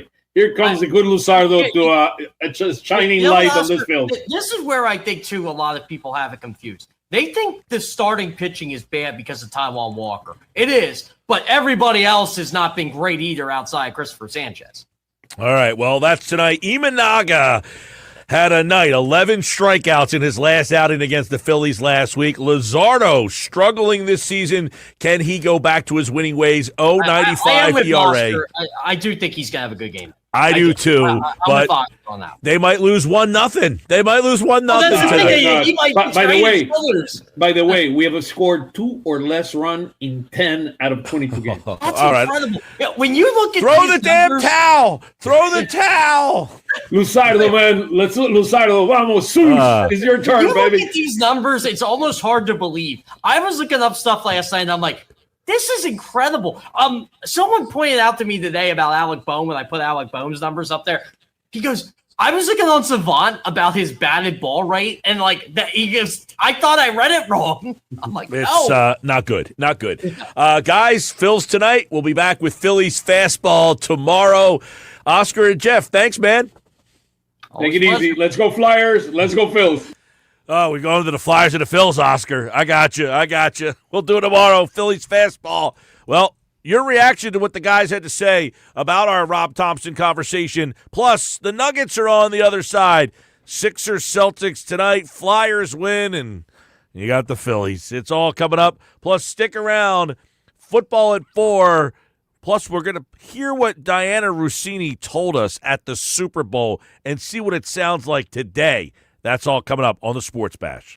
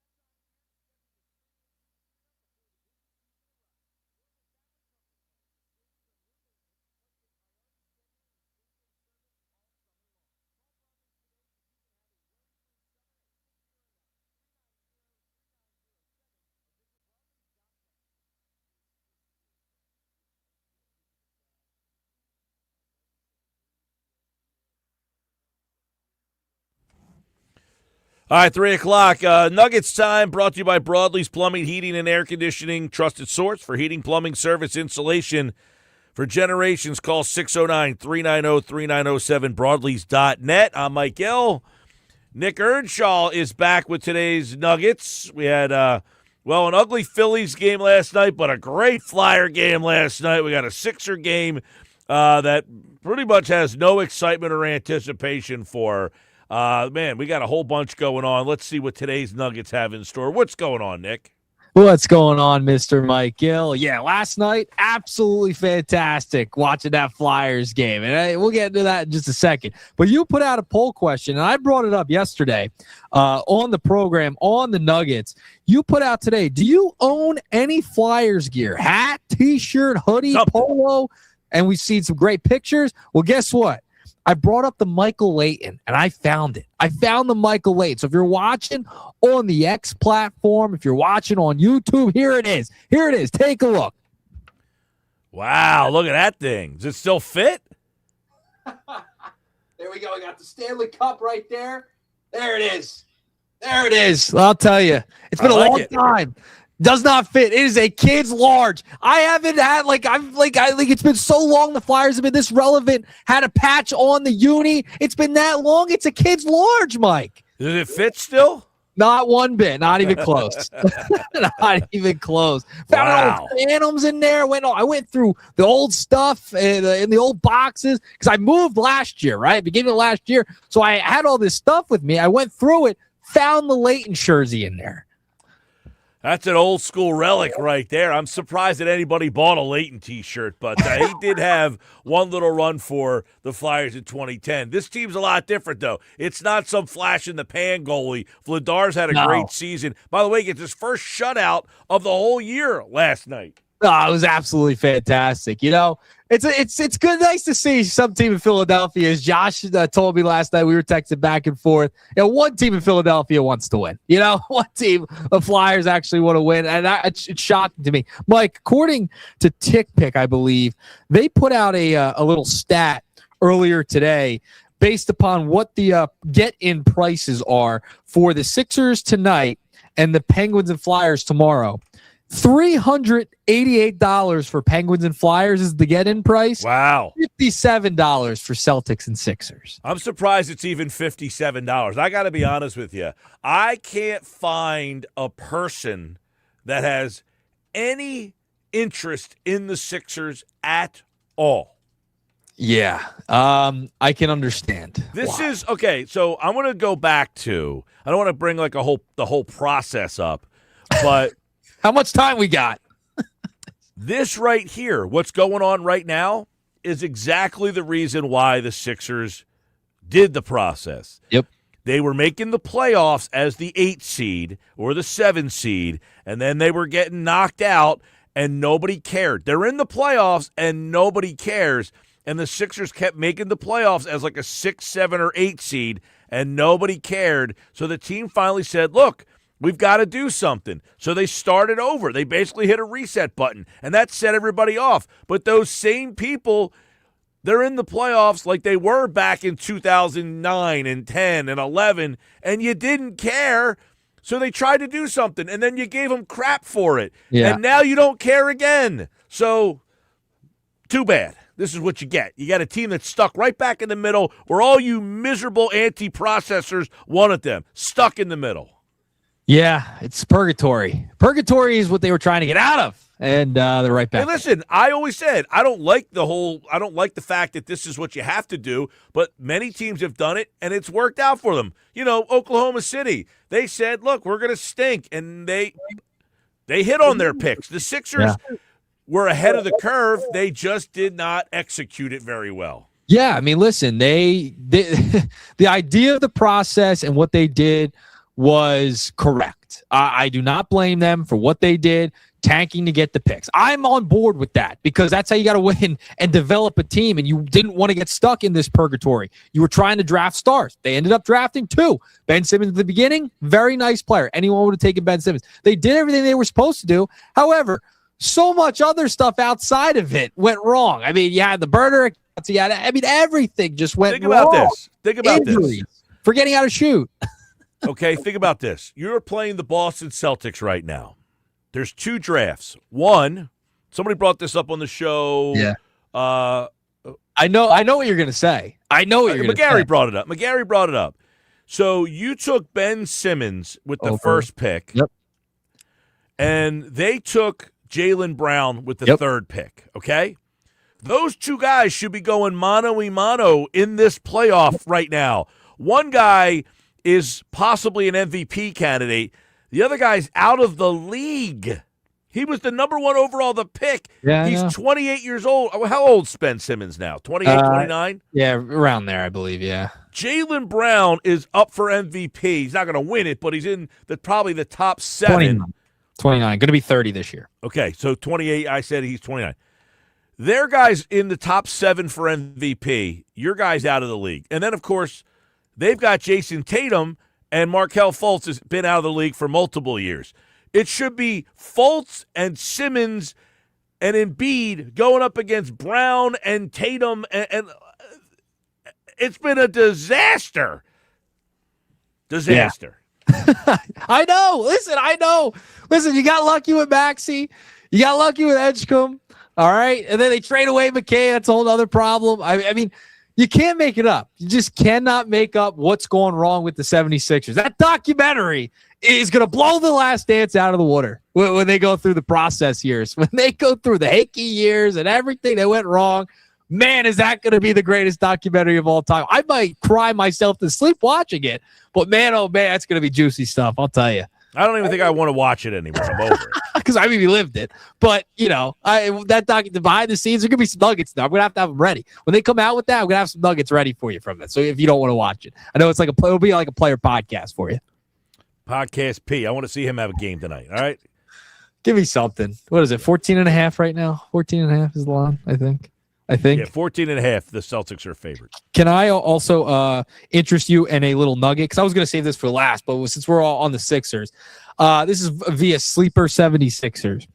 The Sixers on wide open field goals in game 1, the closest defender being 6 feet away, per NBA stats, 1 for 14, 7.1% from the field, and 0 for 12 from 3-point land. Listen. They made 4 threes the other night. Boston made 15. They shot 50% from the field. Philadelphia shot 39% from the field. I mean, after the game, Justin Edwards says it's a make or miss league, and he's not wrong. They just missed everything. Yeah, they didn't make one shot, and it's hard to win when you don't make shots in the NBA. Just saying. All right. Nugget number 1, let's get back to some positivity. We started with the Flyers and we delved right into the Sixers because you have to today. Game 2 against the Boston Celtics tonight. Listen, there's a dilemma I'm having, all right, with one of the nicknames of one Porter Martone, all right, because I don't know what to call him, but I think he laid it out last night. We've seen the Marty Party. We've seen a few other nicknames.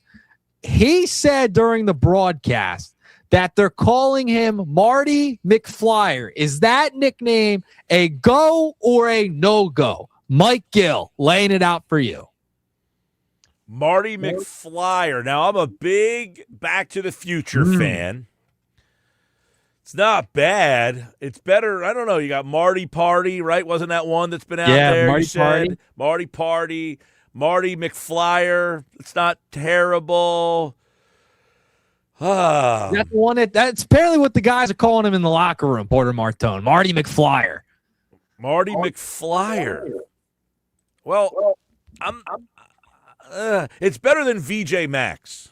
Oh, you don't like VJ Max? No, I can't stand that one. Oh, I think that one's really good. I'm a fan. I would get a T-shirt. We get a T-shirt. No, I don't like the VJ Max. It's a little corny. All right, I like that one. Fire, in or out? I don't hate it. I don't hate it because I'm a fan of Back to the Future. All right. And then I'm going to pose this as well. This is Zegras gave the aux to Owen Tippett. Tippett's been in control of the aux. Are you a fan of the theme song? Dancing on My Own was the Phillies a few years back. I know you hated that one, I'm pretty sure. And then this one is Olivia Dean, May I Need. Have you seen this, Mike? I don't know any of Olivia. I'm not familiar with her work. Well, I don't figure. Have you heard the song though? If I did, I don't know. It's All right. like the whole Florence and the Machine. I had never heard of the band. Neither have I. And then someone said, you know the song, and then I have heard the one song. But I would say, even if that song was the most popular song in of all time, it's the only song I ever heard of. I can't imagine selling out Madison Square Garden 2 nights in a row because of one song. That's crazy. It's one song. If you get one hit, you're a one-hit wonder. Boom. That's all you're known for. Yeah, but the one hit happened like 16 years ago. People were still living in it 16 years ago, you know? That's what I can't understand about this Florence in the is it Florence in the Machine? Am I right? Yeah, on that? Florence and the Machine. Yep. That's what I don't understand about Florence in the Machine is I only have one song that I recognize, and it was 15 years ago. So I'm really still mystified by this whole Florence and the Machine selling out major arenas all over the place. Now, Olivia Dean, I have heard of the girl, but I don't know if I've heard her songs. In fact, It's funny this is coming up right now.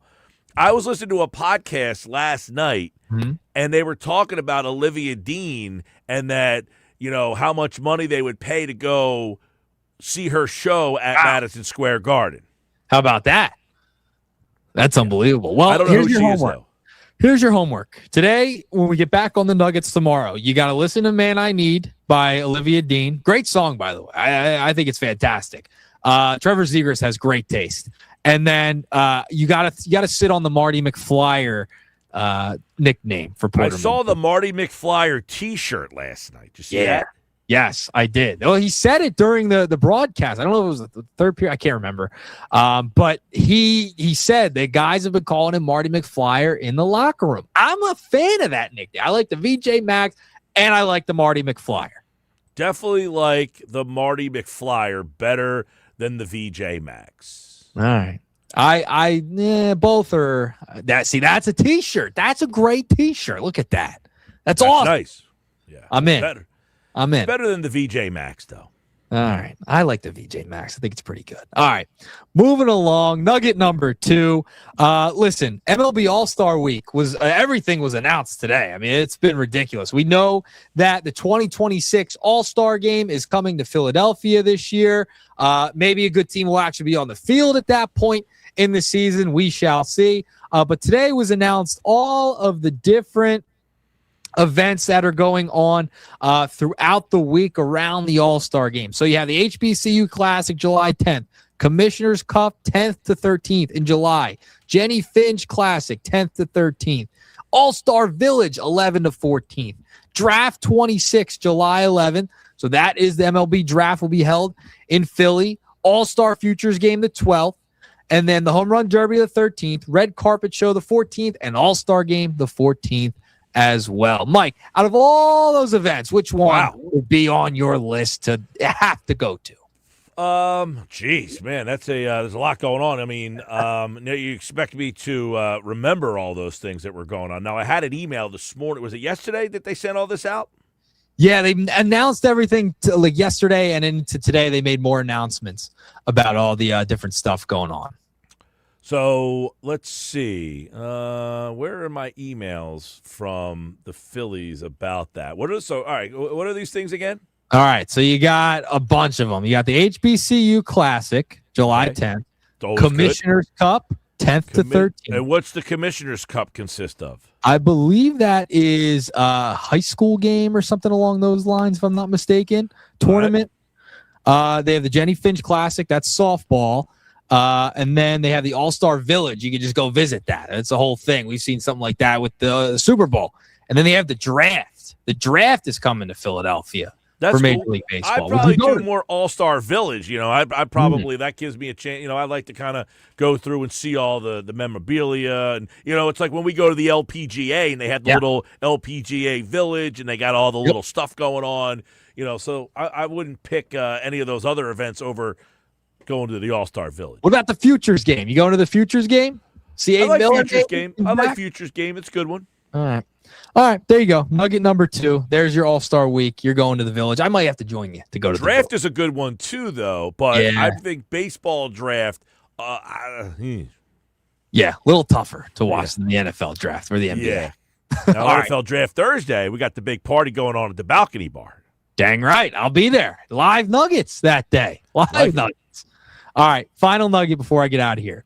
Did you see that Jeopardy is creating an ESPN Jeopardy? Mm-hmm. And Joe Buck is finalizing a deal to become the host of ESPN Jeopardy. Mike, you tuning in? Yeah, I'll probably tune in. I used to be a big Jeopardy fan back in college. We would sit in the house. So we used to do this all the time back in college. My roommates and I, we would every night Jeopardy would come on, and we'd all sit around and play Jeopardy. And the winner of the night, the next day, got to wear, we had a Jeopardy sweatshirt, a hoodie.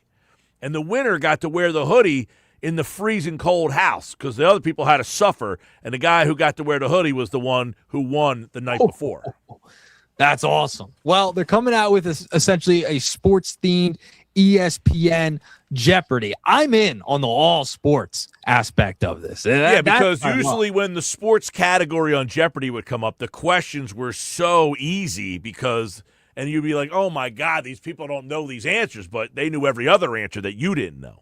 Yes, correct. So there you go. Joe Buck will be the host of this new show that's coming out. So I'm in on it. It's not the first time that they've done a sports trivia Jeopardy. They did actually sports Jeopardy on Crackle from 2014 to 16. It was hosted by Dan Patrick. So they're kind of maybe gets another version of that with ESPN.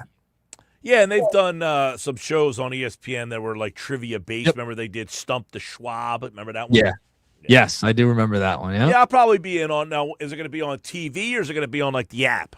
I believe it's going to be on, if I'm not mistaken, I had it in front of me. It's going to be on Hulu. It's going to be on Disney Plus as well, and will run, I believe, linear to ABC. Okay. All right. There's the Nuggets today. Nuggets will be with us at the balcony bar. And that'll be on Thursday. We'll do Nuggets again tomorrow right here on the Sports Bash Live on 97.3 ESPN. All right, man. Later. All right, coming up, 4 o'clock hour on the way. We'll do a little draft preview with Adam Caplan because this is his last day on before the draft. He'll be on Friday as well to recap the draft. What does his perfect draft look like for the Eagles? Plus, what did Diana Rossini tell us at the Super Bowl? We went back and got her clips from her interview with us on the Sports Bash. You'll hear that next hour. Stick around.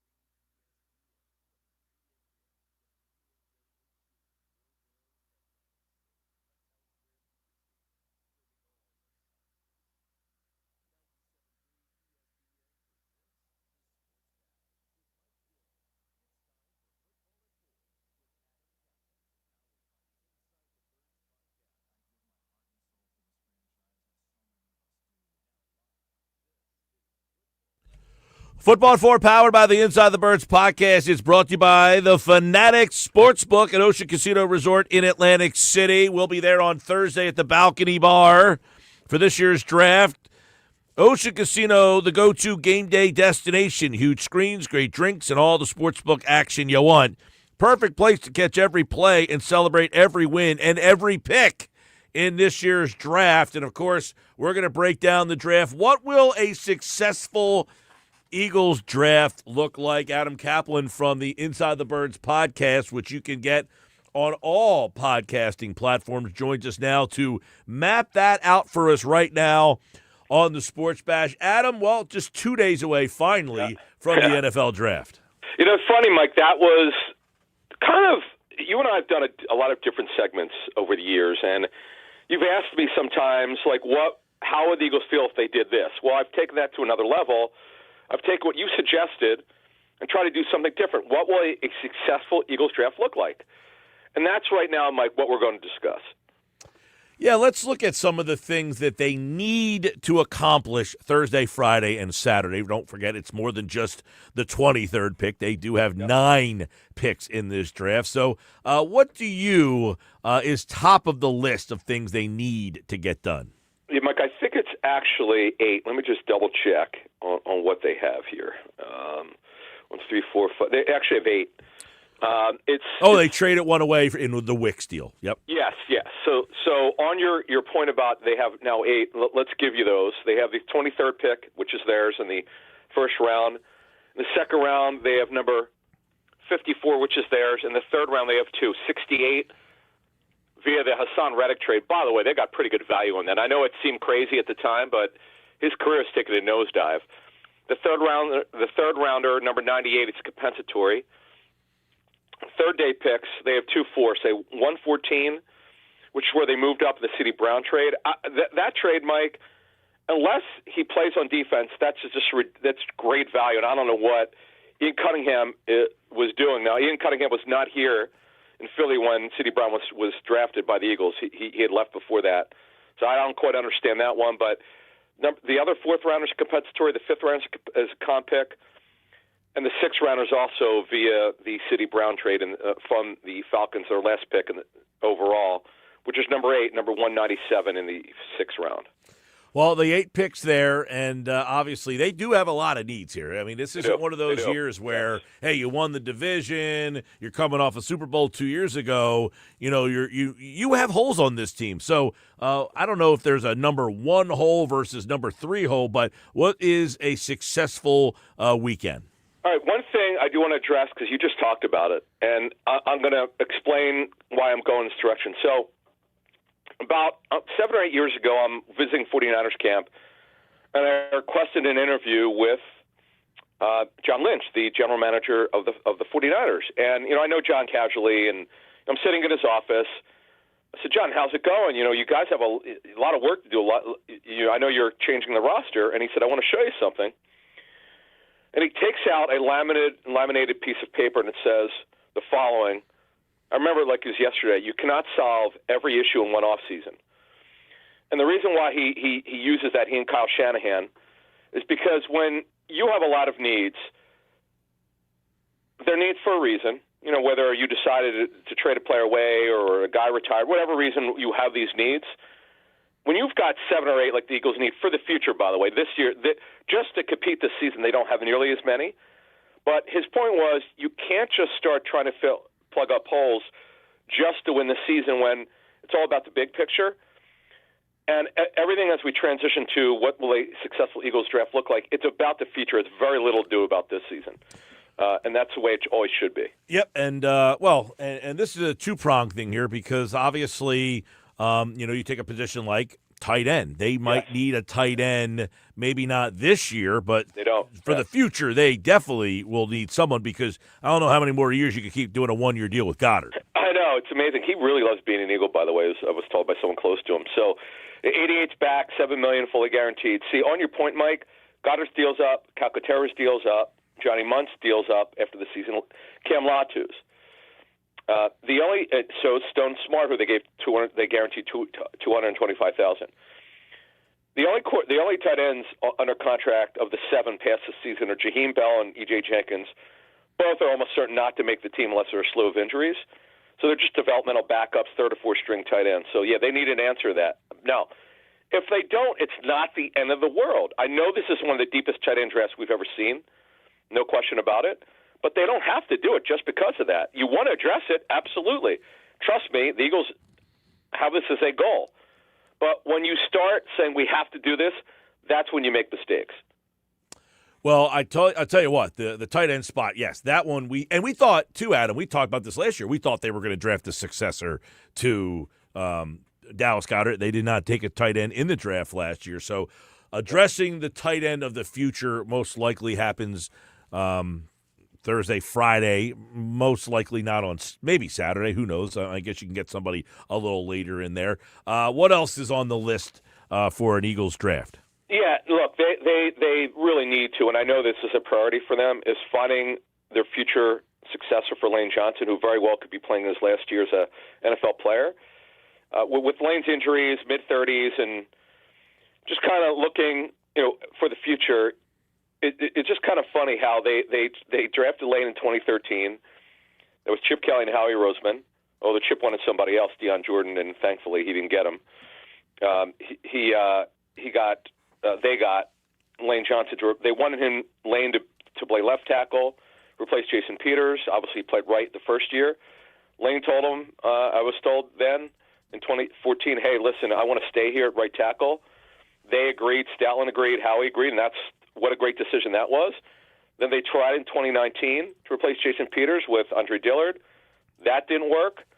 But Howie, to his credit, look, yes, did he miss on Andre Dillard? Yes, he did. But he's always looking towards the future. And sometimes he hasn't done it, and it's been a mistake. But why is he the best GM? It took him a number of years to figure it out. It's about the future.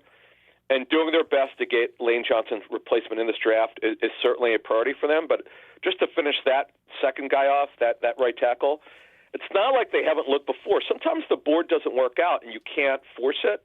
So if they don't do that, it's not for a lack of looking or trying, just so people understand that. All right, and then we obviously know they need a edge rusher. And I guess, it's going to be hard because they have taken, again, like you said, they've taken some edge rushers. They took one in the 7th round, the Virginia Tech kid, and they've tried to find some diamonds in the rough. In these drafts, Nolan Smith, obviously, they took in the 1st round. They got him at 30. They got Jalix Hunt. So they have always seemingly tried to find an edge rusher. Yeah, look, you were talking about Powell Ryland, man. I'll be honest. I know his numbers were ridiculous his final 2 years at Virginia Tech. But what I've learned is NFL people know more than you and I. There's a reason why the guy dropped to the 6th round. He's now with, I believe, Cincinnati. Mike, so, yeah, you're right. They've been looking for this guy. They tried really hard to keep Jalen Phillips, and it didn't work out. They just were not going to go to his number of not only $30 million, Mike. The guarantee at signing was massive. His agent did a great job. That happens sometimes. So, yeah, they've already told you that they want an upgrade because they tried to get Jalen Phillips back, and they were going to pay him big money. Honestly, from what I'm told, $25 million is not a correct number. It's a number that they got to, but they might have been willing to give more than that, but I don't believe it got there. And so the bottom line is, we've been talking about Jonathan Grenard now for like 6 weeks. Via draft or trade, Mike. Now, what happens if they don't get that guy, okay? Before we move on here to point number 4, what happens? Well, they have enough guys. They've got Nolan Smith. We know he's a better run defender than he's an edge rusher at this point. Jalix Hunter really came on, but he still needs time to develop. Arnold Ebiketie, who they always like, Joe Tryon-Shoyinka. So they have enough guys to get through the season, but they don't have that A-level pass rusher, and that's why, Mike, that they want to address this position. And according to reports, the ask for Jonathan Grenard, day 2 pick, day 2 premium pick there. The Eagles have, 3 of those, I think 1 second and 2/3. Is that right? Mike, the problem is in the 2nd round, they're picking 54 overall. So it's not a great pick. I mean, it's a 2nd round pick, but it's not like in the 30s. Yeah, 54, 68, right. And 98. Right. So here's the thing. Grenard's fascinating because they fired the general manager that acquired him, and the guy running the draft for them, Rob Brzezinski, who's a great contract negotiator. Brzezinski is going to rely on the people who work for him, and he's not a tape guy. So they're in kind of a tough spot, but what I'm told is they've given him the power to do what he needs to do. Now the problem is they've been, as I understand, they've been far apart on what Grenard wants and what they're willing to do. So that's something. And there's no better opportunist at the National Football League than knowing through Howie's own sources who's available. Like when they got Gardner Johnson, right? Yeah. I know for a fact he knew that they were having extension problems with Gardner Johnson. Saints weren't going to do it. They had no interest in doing it. They didn't want him. Howie got him right before the season started. Remember, they were really bad at safety. He did a great job. So, yeah, Howie will be – if it's not Grenard, it's either going to be the draft or somebody else. All right, you just mentioned Chauncey Gardner-Johnson. They needed a safety. They went out and got him. Not once but twice. Do they have a starting safety, or is that something they need to address Thursday, Friday, Saturday? Yeah, they really need – look, they could go get – there are some good veteran safeties out there. They could hold down the fort for 1 or 2 years if they can't get that guy in this draft. But Drew Makuba will start at one position, and then they don't know who's going to start the other one. That's completely wide open. They don't want Mark Sepps to start. Michael Carter might, by the way, if they don't get that guy, as we reported at the time, they were going to cross-train him, which they did. He was a safety at Duke. And just really looking at the situation, I don't know that a trade will happen, but they've identified this position that they have to add. J.T. Gray, by the way, for people who are wondering, is only a special teams player. That he doesn't factor in at safety. Last, maybe not the last spot, but last spot that they probably need to find is a corner, maybe not for this year with Woolen here, but probably for the future. Yeah, look, this is one they definitely do not need to do anything. But again, it's about the future. Woolen's on a 1-year deal worth $12 million. They guaranteed a ton of money in that contract. He's starting this season. But after that, they don't know. Now, we'll see if this turns out to be true, but my gut feeling is Howie will think, because he's always liked Woolen, and he was so good as a rookie, and the SEC's regressed since then, is that paying him $12 million, you I know he's on a 1-year deal, but you feel like you could have a relationship with him past this season. It's why they gave up a third on Jalen Phillips. It wasn't like they didn't try to re-sign him. They tried hard, just didn't work out. We'll see if I'm right about this. Now, remember, with Cooper DeJean, Mike, before we get out of here, DeJean has never been a full-time corner at this level. He was in college. In fact, that's how they drafted him to be a corner. Circumstances due to his injuries, they started him at nickel. No one knew he'd be elite like he's been. And Vic Fangio has been reluctant to move him full-time at corner. So this draft will give us a lot of answers of what they think about the cornerback position for the future. All right, there you go. A little blueprint for the Eagles draft. And, of course, Adam will recap round 1 and get you ready for round 2 on Friday after the Eagles make their pick and possibly some trades. We'll see what ends up happening here on Football at 4. Adam, always appreciate it, man.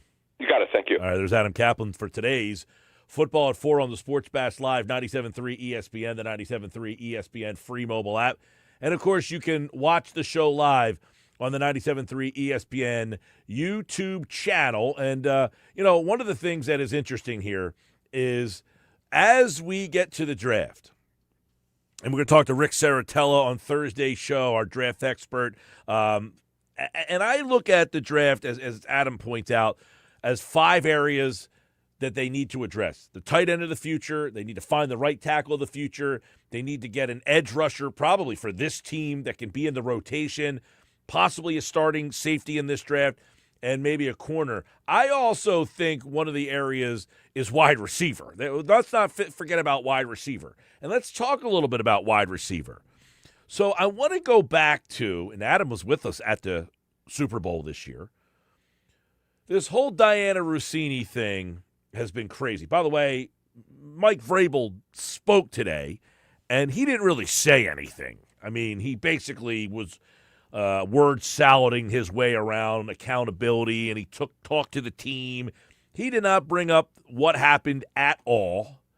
And did he take any questions regarding the situation? Nope. But that being said, By the way, there is a story that came out a little while ago that the Patriots owner actually knew about the story that came out in the Post about Vrabel and Rossini, and he tried to actually make it go away. yeah, I did read that. There was a report that I guess the Patriots wanted the thing to go away, and they said they would if they could produce some evidence of what they were saying, which obviously they could not produce. So Vrabel basically threw Rossini under the bus today as well. Naturally. So that being said, I want to go back to what Diana Rossini told us at the Super Bowl, because obviously she's been in the news and she's getting killed for a lot of her reporting. But let's hear what she told us at the Super Bowl about A.J. Brown and if he is coming back to the Philadelphia Eagles. This is what Diana Rossini told us. This is from our conversation with her on February the 6th. A.J. Brown, back or no? You're asking me to bet, From what you're know and hear, is it more? I can't see him coming back. Or I don't think he's going to come back. Wow. I have a hard time imagining that. And is that like the team just saying, you know what, we had a 5-year run, we won the Super Bowl, it's time to change it up? It's almost like the Phillies. They keep bringing everybody back and everyone's mad, and then the Eagles are bringing everybody back. They're saying, you know what, I don't know of the conversations that Howie's had with Jimmy Sexton and with AJ's camp, but I would think they're at a point now. Howie's not dumb. He sees he's seen what this year was like with AJ, and he's not happy. So that's her basically saying he was gone, and the reason was that Howie saw what they had to go through. Right? He saw what this team had to go through. So that was the first kind of sign that AJ was not going to come back. And we're talking, this is back in February now. So the next part of this is her explaining and stressing the reporting about this, and that, people reporting the truth and people not listening, and many Eagles fans not liking what she has to say. That is what I'm stressed out about sometimes, because you want to scream to people, hey, this is the truth. And I've learned now, doing this long enough, it's not even about the fact that they don't believe you. They just don't want to believe you. Right. So I dealt with this with the New York Jets last year.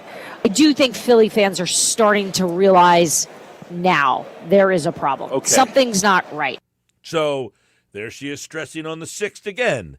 Something's not right here. There's a problem here, which is what is now being reported by a lot of people, is that he just doesn't want to be here anymore, right? So you look back to February the 6th, regardless of how she got this information, right? She was telling us a lot of things that Eagle fans did not want to hear, that he was not happy here and that he wanted to be traded, and that one of the things that you go back to is, now remember, they didn't have an offensive coordinator when we had this conversation, or did they just get one? He was hired right around this day, right? It was right around that. Yeah, because we had Romeo Dobbs on. Yeah. And I think Mannion had just been hired. So when you go back to one of the things here that Diana Rossini told us, it was that A.J. Brown wanted to be traded because he was not happy, because he was unhappy with his role in the Eagles' offense. Yeah, I don't think he's happy. I don't think he's been happy. It's been a hard year. Is he not happy at someone else, or is he just not happy with my existence here? I think it's the role he plays in the offense for the Eagles. I think the relationships are fine. Him and Hurts are cool. They're fine. I don't think they're best friends. They're fine. By the way, Mannion was hired January 29th, so it was actually almost a week before. Okay, so it was right around there, right? Yeah, the week before. Because I remember now we had Dobbs on, and Mannion had just been out, because the offensive line coach was also, he might have been hired right around that day. Right, and Scott Grayson ran into Jordan Love, too, and asked him about Mannion as well. That's right, yeah. So, she said he's just not happy with the role here. Now, because I remember her saying about the the offensive coordinator not being appealing was something that she talked about back then. I don't know if you guys saw, I had reported right at the start of the coaching cycle that the offensive coordinator position wasn't as enticing as you thought. And everyone went crazy about that, thinking, why would you not want to coach the Eagles? Look at this roster. You know, you're made king if you get a head coaching job if you can have success here. The challenge is having success here. That's the problem. That's what's hard, and managing all these different personalities. Well, so she's saying that the offensive coordinator job here was not very appealing. That doesn't have anything to do with the New England Patriots. Correct. And so when you listen, though, you listened back to this interview. What is something that stands out to you about something that she said? Because I'm listening to these comments that she made. This is back at the Super Bowl. And I'm hearing a lot of things that the Eagles fans are very angry and upset about. This. She says all this stuff, and it's turning out that it's becoming very true. Well, there were a couple of things that stood out to me. One is this part about so Grayson and her at one point had a conversation about Jeff Stoutland, and part of it, she talked about how the sources of the leaks that are out in the media are traditionally not from the players. The Eagles players, they do not leak. They don't leak. They're so protective of one another. They may tell you a lot of things, but man, you can't say it. You're not allowed to report it. They will come after you, which is good because there is a good culture there. They want to win. So to me, that's a clear sign that some of the reporting that's been out there, Mike, about A.J. Brown, about Jalen Hurts, about all this stuff, that it ain't coming from the players. Mm-hmm. So maybe that gives us a little insight about maybe where it is coming from. Yeah, I look at, a lot of the things. So we're looking back at some of the things that Diana, because now, of course, this comes on the heels of Adam Schefter basically reporting everything that Diana received. He's basically doubling down. Yeah, I saw our buddy Jimmy Traina.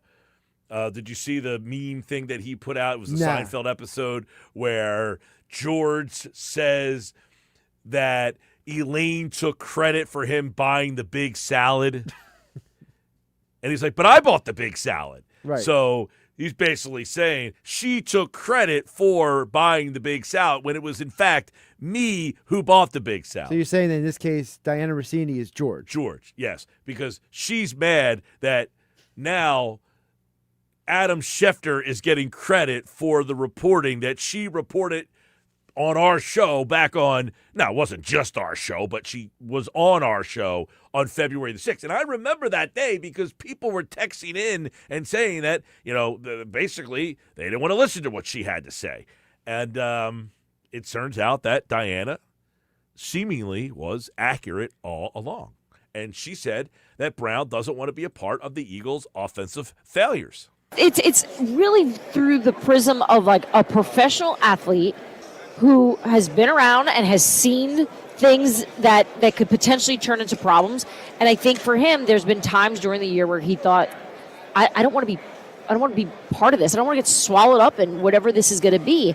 And now we're starting to see the wheels fall off a little. All right, that is some good stuff there that we bring back from our Super Bowl shows. Does hearing that now make you reflect back on that and say, well, maybe she wasn't all that off base on the Eagles and the reporting? Because now we know that A.J. Brown will most likely be a member of the New England Patriots, as reported back in early February by one Diana Rossini. You think Diana Rossini is going to resurface? I do. Yep. I think she's going to land somewhere, maybe with one of the more off the beaten path platforms.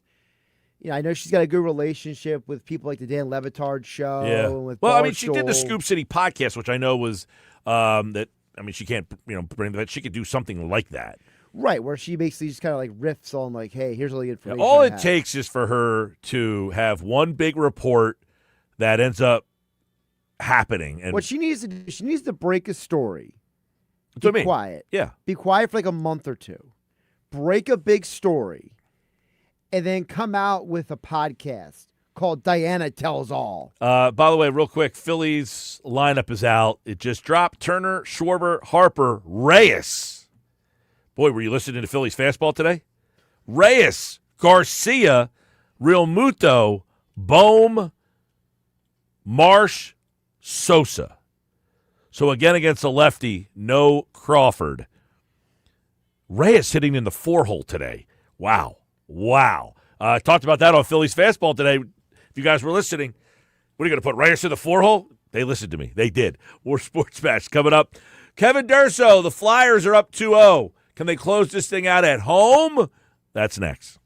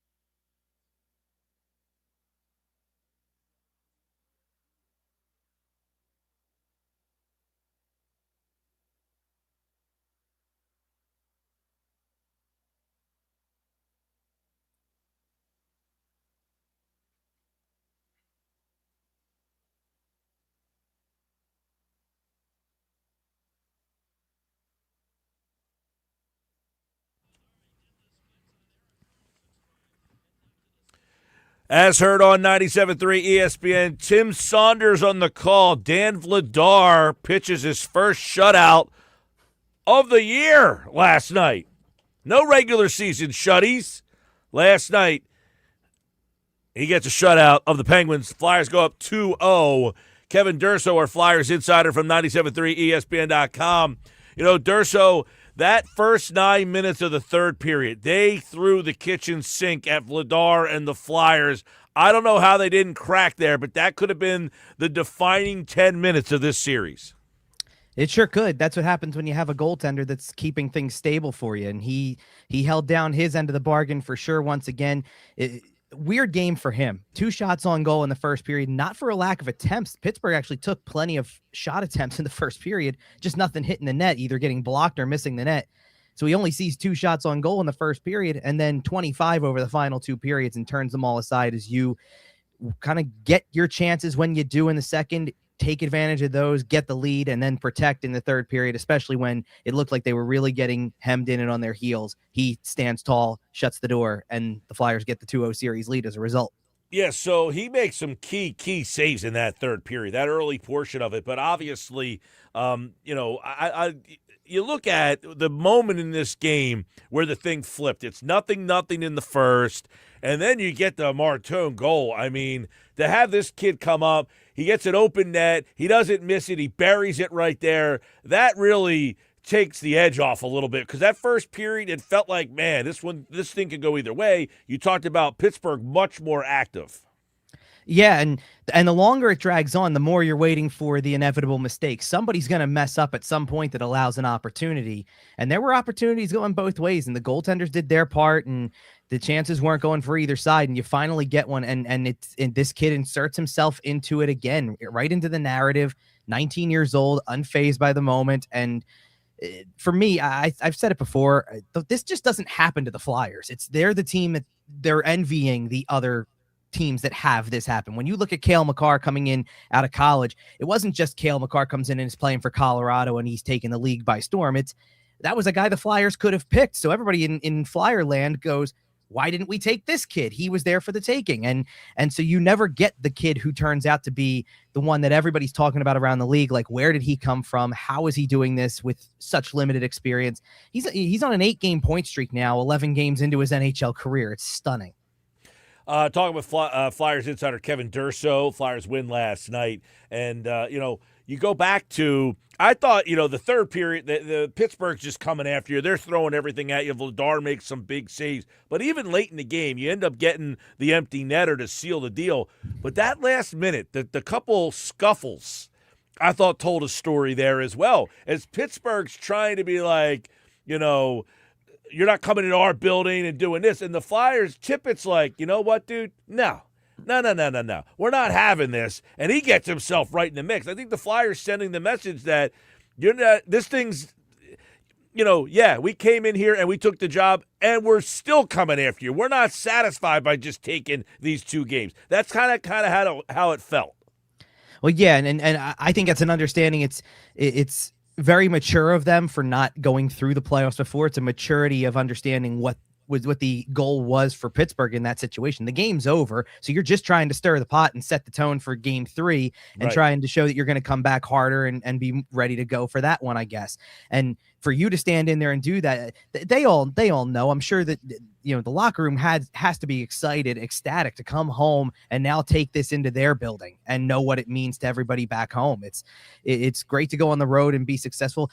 There were some interesting comments. I think Noah Cates was the one who I saw quoted on this about starting on the road and that it takes the edge off a little bit, just being able to be together and all that. And it's a good way to look at it for a young team that's never really experienced this before. And it's sure enough, that they stuck to what they had to do. Did Pittsburgh do some of the things I thought might happen? Yes, they got to the middle a little more often. They had better entries. They were able to get more on goal in general. They took more shot attempts, way more than they did in game 1. That being said, they still did a lot of what they needed to do, and a lot of the defensive structure was still present throughout the game. They handled it very well. It took a lot of penalties too. Not as many as I would want them to take. I talked about that yesterday. but they held down the fort there too. So you do your job defensively and you take advantage of the opportunities you get offensively, and you can come away with a game like this and then continue to apply the physicality at the end where you're not backing down as you get ready to come home and take the ice for game 3. All right. Obviously, I want to get your thoughts. I've been hearing a lot of talk about Michkov in this series. I want to get your take on his role and, games 3 and 4. Some have suggested that he should be a scratch in the game. I've seen that being floated out there, and that, he's really not a great fit for this particular series. Well, I think there's two things to that. First of all, when you're killing as many penalties as they did, he's not a penalty killer. So you're going to lose him in the shuffle because he's not on the penalty kill. So it throws things way out of whack from the beginning because you don't have the ability to roll your 4 lines consistently from the start of the game. So when they're killing off, I think realistically it was 0 for 3 was what Pittsburgh was on the power play in the first period, but it could have been 0 for 4 with the way they were split down the middle or some 4-on-4 time. But Michkov's not going to see the ice during that. So you already lose him for part of the first period. And then once you get the lead and so much emphasis is on defending, and we're talking about, Vladar bailing them out during the parts of early in that third period. Well, if he's bailing them out, it means they're not getting out of the zone. So if Michkov's not on the ice and you're still trying to make a line change somewhere in there, he's going to lose ice time because he didn't get guys off the ice either. It's not necessarily a perfect series for him in terms of, I'm not trying to harp on the thing that everybody is kind of sick and tired of hearing about, but it goes back to the beginning of the year. The guys who came in ready to go from the jump and didn't have to use that Olympic break to ramp things back up and try to get into good game shape again, that hurts you when the playoffs start. That's the whole point of being ready to go from the jump, is that you start the season a certain way and you carry it through and condition yourself throughout the course of the season. And when the playoffs roll around, you're still built for it when it comes time for the playoffs. I think he's experiencing that difference between regular season and playoffs. And that's what's been hard to adjust to in the first 2 games. And being on the road, you struggle with matchups. Sometimes you get you don't get last change. So you're not able to match up. You throw him out there against a line that's more physical towards him, and maybe a line like with Noel Acciari out there for Pittsburgh, okay, it's going to get physical, and he might not be able to take it right now the same way that some of the other guys are able to take it. So it is somewhat easy to get lost in the shuffle. I hope he comes out and I don't think he's going to get scratched by any stretch. I think they still value his offensive potential in the lineup. You just got to hope that you find opportunities for him to take advantage of it and make things happen. And I hope it happens for him in game 3 because he still has the ability to potentially play a big role in this series. I want to get your take on this. We had a listener earlier, Ryan in EHC, said the Flyers have been playing like this all year, minus the putrid January. This shouldn't be a surprise. He said that they were 9th in the league in points on December 31st, 3rd in the division, and 4 points out of first place. They have played this well all year, to which I said, I think the eye test says a lot differently, and the eye test tells me their defensive buy-in is way different now than it was up to the December 31st. The points may have said they were in the mix, but they were in the mix in a very mediocre lot. To me, now you're there every night, the defensive buy-in is significantly different now than it was from October to December 31st. Well, part of the January thing, too, is you lost your number 1 goaltender for a stretch, too. So the 2 guys that were behind him were allowing more goals, and you suddenly went from being a top 5 team in goals against to bottom 5 of the league for about a month. That'll do it to you, too. So they were getting a lot of those saves in those situations. I certainly don't think that in the first half of the season, the defense was airtight like it is right now. It's been very solid since coming back from the Olympic break, and those adjustments that we talked about that they made over the Olympic break, that has a lot to do with it. I don't think they were necessarily, they obviously weren't bad during the first half. What I think, and I think you're talking about this too, the collection of teams that were around them, there were so many teams stacked so close together that it was easy to get caught up in the mix of that. Yeah, they were 3rd in the division. At one point, I think 2nd in the division. They were 4 points back at Carolina at one point. So it looks like they got a shot to take the division lead at some point. And they really hit the skids when it came time in January. And it had a lot to do with just everything. You lost some of your structure. You had other guys injured. You had the number 1 goaltender gets hurt. So Vladar's out. So now you're going with a mix of Ersson and Alexei Kolosov, and that wasn't holding up for that month. And that nearly destroyed you, honestly. Certainly you take that month out of play, we wouldn't have been sitting here sweating it out down the stretch of the final games of the regular season. But they did find a way to pull it back together with the way they've transformed the defense, with the way the goaltending has been down the stretch, and now they're showing it in the playoffs too. So that the carryover has certainly taken effect as well. Yeah, so, I mean, moving forward here, what is the separation between these two teams so far through 2 games? Well, goaltending is still getting an edge, and I'm not trying to say that Pittsburgh's goaltending has been bad. It's just you can clearly see a difference there. I think that the clear separation here, and it's not that the Flyers have any true star that's standing out. I mean, Martone's certainly taking over the series in his way for sure, but they don't have a guy who's on a Crosby level. But those guys aren't showing up the way that Pittsburgh thought they would either. You're containing the Crosbys, the Malkins. Letang has looked awful for 2 games. Erik Karlsson hasn't looked good for 2 games. You're containing all the big names on the other side. And that's what I kind of thought about after they won game 1 was, okay, you got the first one. Now the pressure's on Pittsburgh to not come back down 2-0 and have to go to Philadelphia with all these guys who are potentially on their final run for the, for a playoff, in terms of playoff runs and making a push for a Stanley Cup. This very well could be it for Pittsburgh. And this is just the beginning for the Flyers. And as long as you maintain what you've done, they maintained what they did well in game 1 and carried it over to game 2. They were still physical. They were still playing a good defensive structure. And if it's not broken, don't try to fix it with anything else. Don't change what you're doing if it's not allowing Pittsburgh back into the series. So good for them for doing what they had to do, getting what they needed from certain players out of it, continuing to get consistency from a lot of guys, especially on the back end, and using that to set the tone.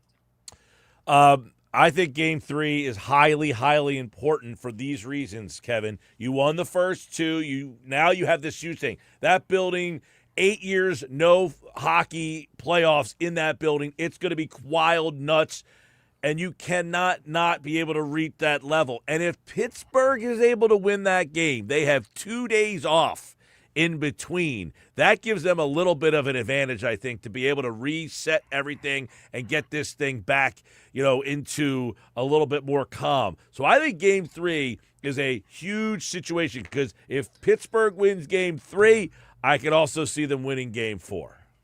I totally understand that. And for me, I can't tell which one of the 2 games I'm feeling this way about, or I guess which scenario would be that way. When they had the opportunity, when they beat Winnipeg a couple weeks ago and they had the opportunity to clinch a playoff spot against Carolina once everything worked itself out and it was a win and in, you just go into it thinking they know all they need to do is win a game. So if they know that it's right in front of them, you should be even more motivated to do it, especially in front of your home crowd.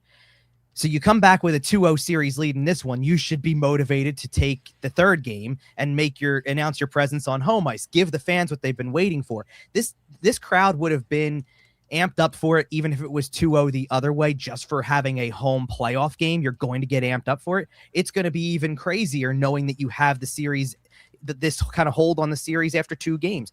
For me, I'll let you in on my first key of the game for my preview tomorrow. It's going to be getting off to a quick start. I think that you need to come out, and you don't have to do from 6 to 7 before puck drop. You don't have to do a thing. It's going to be amped up for all the other parts of it that go into it. The warm up, the pregame, the anthem, crowd's going to be going nuts throughout. And if you can come out and do something in the first 5 minutes of the game and really announce your presence, I'm thinking back to when they played Pittsburgh in 2012, and Claude Giroux comes out there in game 6, knocks Crosby over with a big hit 2 seconds after the opening faceoff, and then scores 30 seconds later.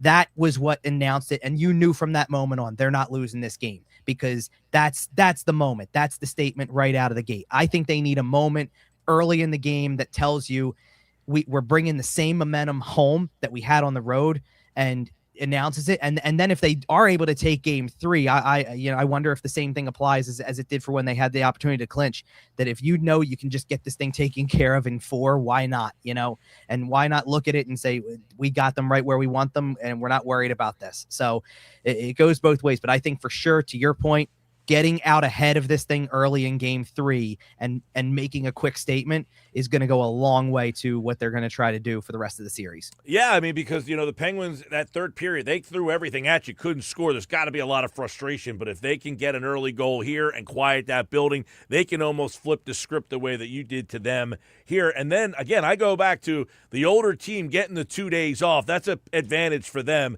where you're the younger guys and you're kind of chomping at the bit to get back out there.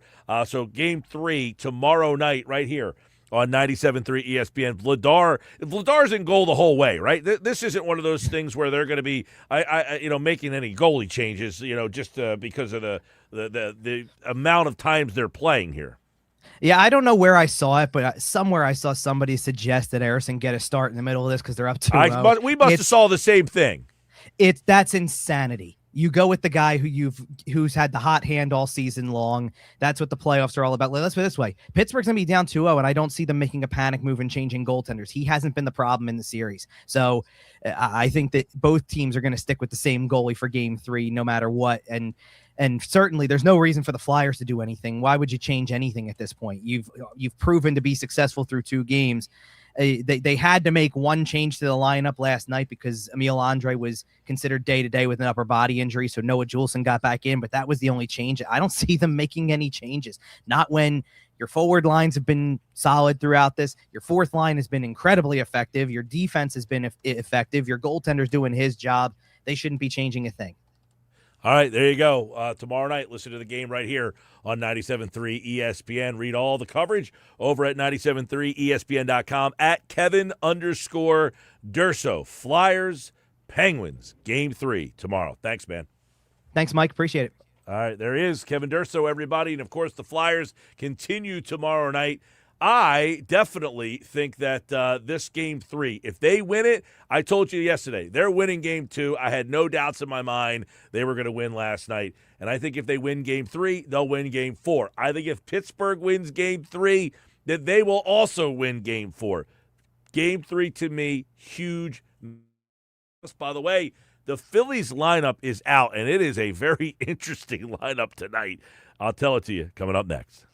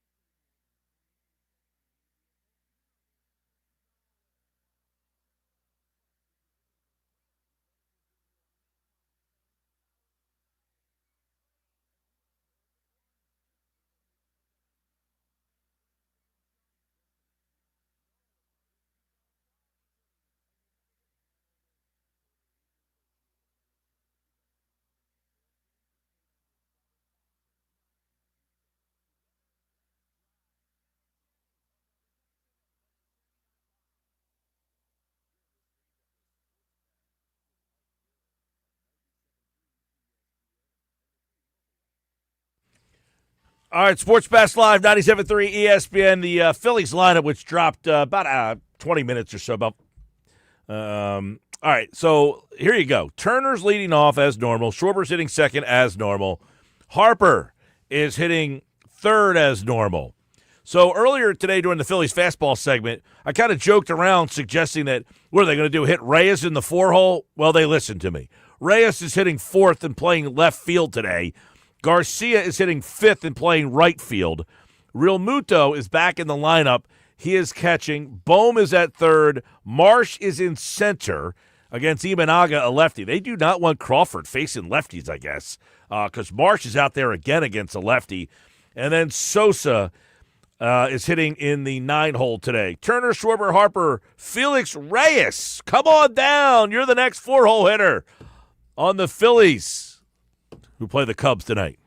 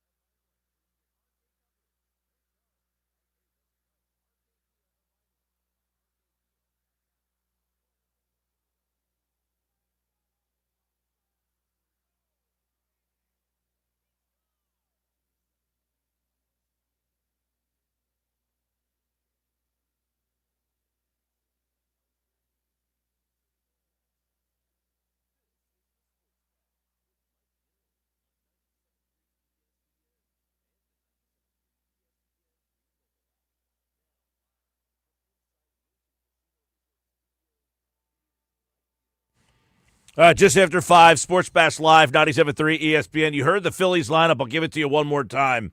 It shows that the Phillies are kind of desperate right now. Turner Schwarber Harper, excuse me. Reyes, Garcia. Yes, you heard that right. Reyes, then Garcia, Realmuto, Bohm, Marsh, Sosa. That's your lineup tonight. Now, listen, we were joking during the Phillies fastball segment earlier today that, what are they going to do? Put Reyes in the 4-hole? Because I suggested last week that, Reyes on Saturday hits the home run off a Sale. It's the only run you score in the game. And I'm saying, hey, the next day, Reyes isn't even in the lineup again. What about playing him in right field and having Garcia sit down? It's not like Garcia's done anything for you that you have to have him in the lineup, to which we then said, well, then who would be in the lineup to hit in the number 4 hole? Because you're not going to hit Bohm there the way he's going right now. And then we were half joking by saying, well, you stick Reyes there. And sure enough, Reyes is in the 4 hole tonight. Now, I'd like to ask this question. Here's the question I have, okay? Let's say Reyes goes 2 for 3 tonight with a double and maybe even hits a home run. He's 2 for 4 with a double and a homer. Okay?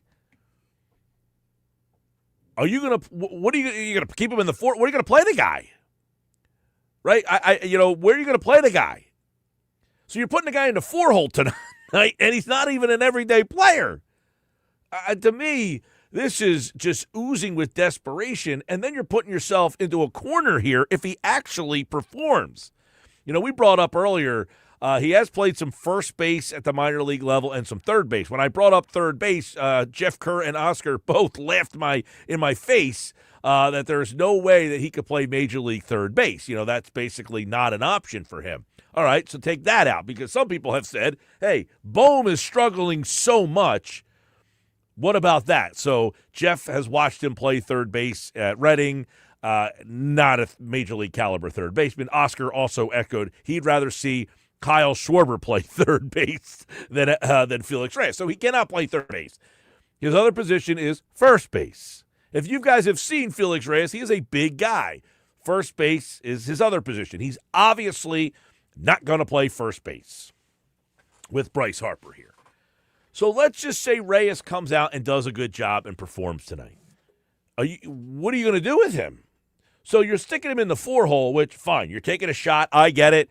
You have no other options here. You're backing yourself into a corner. Is this at the expense possibly of Adolis Garcia? Which I don't have a problem with. I'm not sitting here saying you can't get rid of Garcia. Garcia's getting paid $10 million, much like Kepler last year. And they kept running Kepler out there all year long, no matter how bad he was. But I wonder what would happen. Now they're facing a lefty today. That is why Reyes is, theoretically in the lineup, right? They're facing a lefty. He's the right-handed bat. Now, the problem is they're playing Marsh in center field. I don't think Marsh has a hit against a lefty in, I don't know, I don't remember the last time he got a hit against a lefty. It hasn't been, he didn't get one last night. He had a chance, which, by the way, all the people who always complain that they always play everything by the books, it was funny. Last night, Marsh comes up against a lefty. They let him hit. He gets out. Stott comes up against a lefty. They let him hit. He gets out with 2 on in the 8th. And all the people are screaming, why would you not pinch hit for those guys? I agree. Why didn't they pinch hit for Marsh last night? Why didn't they pinch hit for Stott last night against Hobie Milner, who's a lefty? But I love all the people who say they play everything by the book. Okay, well, they listened to you. They didn't play everything by the book last night. They let Marsh hit. When was the last time Marsh had a hit against a lefty? I can't remember. Well, he only has 2 out on 13 at-bats. This season. Yeah. He has 6 strikeouts in those 13 at-bats. Yeah, I don't understand why they're not giving Crawford the chance. Now, Crawford has not hit against lefties so far much either. Now, he has hit against lefties at the AAA level, but, I mean, I get it. Like, you're facing AAA pitching against left-handed hitters. This is a whole different ball game, and he has, I don't know what Crawford's numbers are against lefties so far. I don't think he's been very successful. But are you not when I saw Reyes go in the 4-hole today, that was my initial thought is, okay, fine. What happens if, in fact, Reyes performs in the 4-hole tonight? Now, tomorrow against the Cubs are throwing, I think it's Matthew Boyd, who's also a lefty, right? So Boyd is a lefty. So you would likely see Reyes again tomorrow. Okay, so you could play him 2 days in a row out there.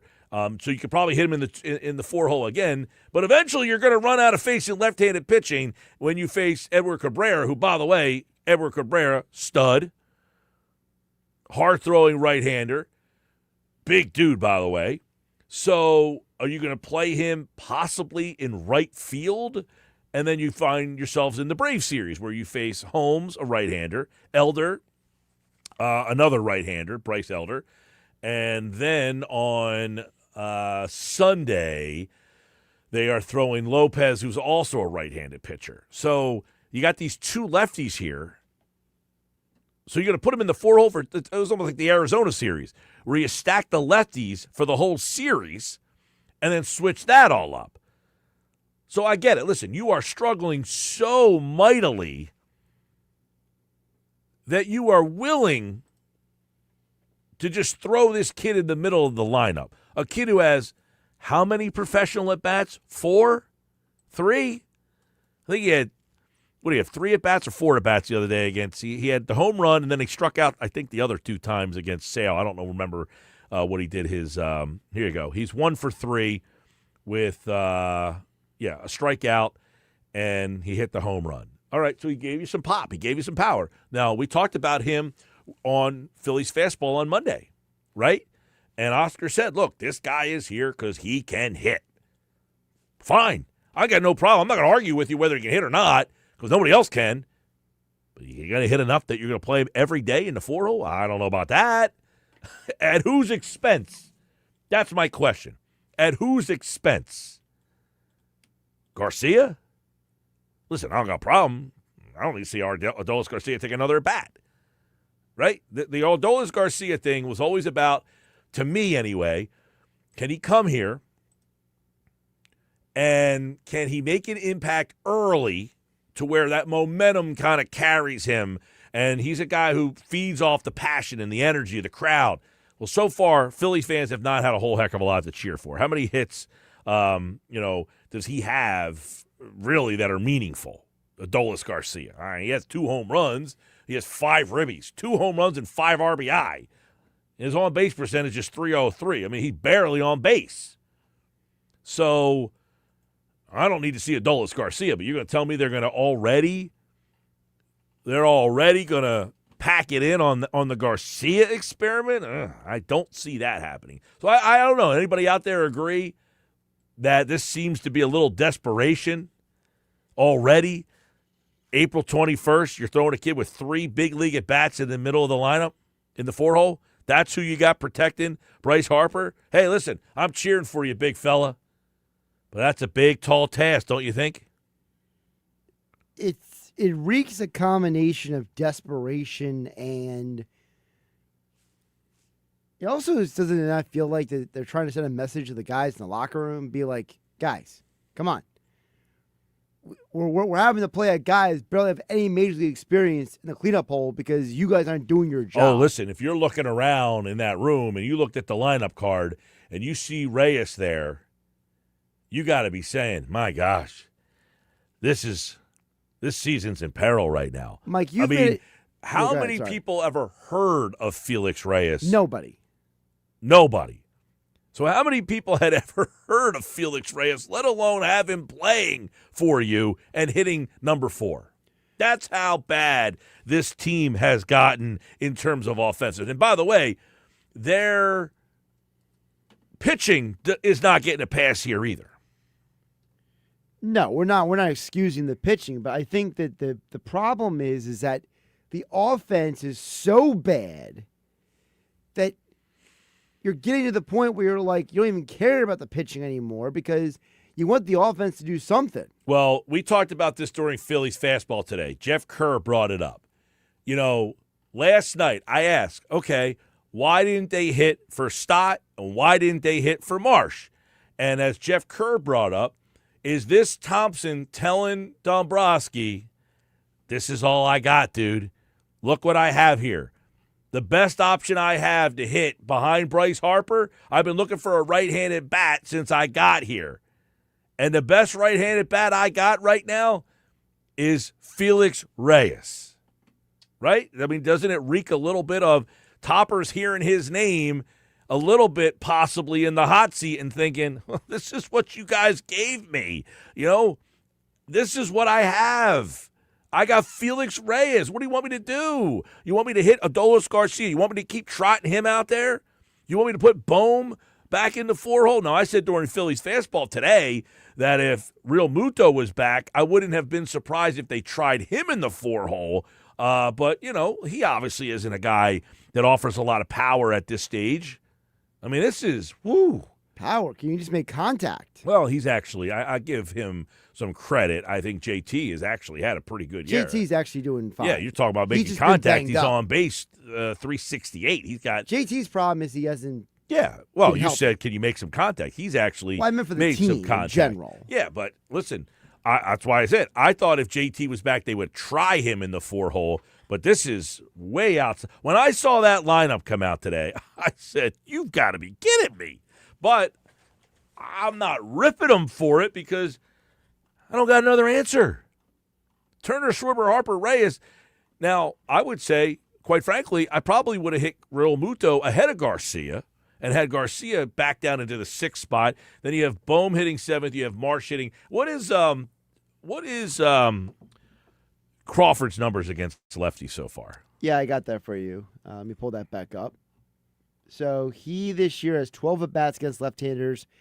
He is 1 for 12. Yeah, but not a big sample size. Unlike Marsh, who has 6 strikeouts and 13 appearances, Crawford only has 2. He's actually got on base twice, one due to a fielder's choice. Yeah, so, I mean, I'd rather see Crawford against lefties than I'd rather just see Crawford, Marsh. period. Yeah, I don't understand why. Let the guy play. But here's the double edge of this, okay? I'd rather see Crawford instead of Marsh as well. But then you have all the other people who are saying, just let Marsh hit against lefties. And then, of course, you have the other side that says, every time he hits against lefties, he struggles. And then you have the other side that says, well, how is he going to get any good if he doesn't face the lefties? So you got this, seesaw of a conversation of going back and forth is, well, Marsh is one of your more productive hitters, but he doesn't play against lefties. Well, how can he hit lefties if he doesn't face them? Okay, well, now he's facing lefties, and as you just said, he struck out about half the time. My problem with the Marsh conversation is the guy's been at the big league level now for several years. I believe it's, his 6th or 7th year at the big league level. We know what he is. We don't know fully what Crawford is yet. Yeah, no, listen, I don't need to see Marsh ever taking a bat against a left-hander ever again in my life. These people who you mentioned the seesaw, I don't have time for those people because those people are not living in reality, okay? The reality is that this team needs to find a way to start winning ball games. Well, it's an extension of they don't like Thompson, and if Thompson doesn't play Marsh, and Marsh is the guy that's productive against righties, they don't care that he's not productive then those against people lefties. Are just irrational. Well, of course. I mean, just laying it out there is, but this is where this team has gotten to now. You would rather see Brandon Marsh, who you know can't hit lefties, just to try to say Thompson's wrong for not giving him the chance to hit against lefties. You know what? See what my point is? I know your point is, but my retort is that why are we letting that feed our argument? I'm not following what you're saying there. Why? If someone is irrational, okay, if someone is well, it's not. There's a lot of them. I know, but maybe we need to start coming up with better solutions than just feeding into the people who are irrational. Well, to be fair, I don't like that either, though. There's an absolute better solution. They don't have a solution on this team. That's the problem. They don't have an answer. If you're putting Felix Reyes in the 4-hole, you don't have an answer. Right. So sometimes people, because in sports when you debate and have arguments, somebody always has to say, I'm right and you're wrong. Sometimes, no, you're both, there's just no answer. The Phillies don't have an answer. So stop being the guy that says, this needs to be the lineup. No, it doesn't, because guess what? You could stack this Phillies lineup 6 ways to Sunday, and it's not going to be productive. Right. You know, you can go Turner 1, Schwarber 2, Harper 3, or you can go Schwarber 1, Turner 2, Harper 3. After those 3, you can stack them any way you want, and you're not going to have success because Marsh can't hit lefties, okay? And therefore, you have a huge hole in your lineup. Even when Marsh is in the lineup, quite frankly, Marsh is a good player. He's not a great player. Right. He's just a solid player. He's nothing special. If you have Brandon Marsh having to hit number 5 in your lineup, what kind of team are you? Not good. Very good. You're right. But then it goes back to the comment you made before, yesterday on yesterday's show, which is you said that we keep hearing the same comments from Dombrowski and Thompson. We got a good ball club. We got a good ball club. So at what point does the organization say, you know what? Maybe the ball club's not as good as we thought. Well, they might think that internally. I don't think they're going to come out and say we don't have a come good out club. And say it, but I'm not asking you to say it. I'm just saying, at what point do the actions, are some of these roster moves they're admitting? I think this is them basically telling the veteran players on this team, none of you have been good enough, and this is our response. The problem with it, as I see it, is let's say Reyes performs. Then what? At whose expense? So fine, you can set this tone and say, we're going to hit Felix Reyes in the 4-hole today. Okay, I'm okay with that. I'm okay with giving him that opportunity. Then my question would be, what happens if he performs? At whose expense? Right now, he is seemingly the right-handed bat in the left field platoon. Right. Let's say the next 2 days they're facing lefties. He comes out and goes, 4 for 9 with a home run and a double and a couple of ribbies. Is he going to face the right-hander on whatever day that would be? Thursday? The Thursday, yeah. Right. You going to put him in the lineup against the right-hander on Thursday, or does he not play against right-handers? Well, that's part of the problem, and that is, the literalness of this left-right situation with putting Crawford on the bench versus a lefty. Then, according to that pattern, then yes, Reyes doesn't play on Thursday. The Crawford thing essentially says, we don't care what your minor league numbers have told us. We do not think you can hit lefties. Right. Or at least we don't trust you. What are his numbers against lefties at AAA? He hit like 350. Yeah, I'll put up. Right, against lefties last year, Crawford hit like 350. Well, now he comes up here, and he's 1 for 12 against lefties. So they're basically saying, well, we don't think you can hit lefties after 12 at-bats. So the way that this thing is kind of going for them is, and as I've said this many times, like they take your AAA numbers kind of with a grain of salt. They're looking at it and saying, oh, well, we don't really think you can hit lefties the way you hit lefties down there, right? And listen, I'm not going to tell you that I think Justin Crawford's going to go up here and hit 350 against lefties, but we know that Brandon Marsh isn't going to hit lefties. And, of course, you have the other side that says, well, how can he hit lefties if he's never given the chance to hit lefties? And then we go around the circle again. Well, this team right now is 7.5 games out of first place. Do you want to see Brandon Marsh get on the job training at learning how to hit lefties? Or would you rather see Crawford and find out if he can hit lefties at this level, because he has hit lefties at the major league, at the minor league level? Now, Reyes, by the way, Felix Reyes, has hit both lefties and righties this season for AAA. He hit 344 against right-handed pitching, and he hit 304 against left-handed pitching. So Reyes seemingly can hit right-handers, and most of the time, you don't sit a right-hander because a right-hander's pitching. It's usually a lefty that struggles against lefty, not righties as much against righties. So in 85 at-bats versus lefties at AAA last year, he hit 376 with a 411 on-base percentage. That's Crawford. Yeah. I mean, those numbers are outstanding. That's not as many at-bats that I thought. But still, it's 85, so it's not like it's like 5. You Right, know. right. But still, 85 is not as many as I had anticipated. I figured that if he was playing, I guess they play less games. They only play about 100 games or so. Now, last year, for instance. 49 games against lefties, 107 games against righties. Okay. So, Reyes, by the way, last year, I think he was at Reading for most of the season. I think he got called up to Lehigh late. But Reyes last year against righties hit .319, and he hit .371 against lefties. So Reyes' splits would suggest he's an everyday player if you're going off his minor league numbers. Same with Crawford. The Phillies so far are handling Crawford as if he is a platoon player.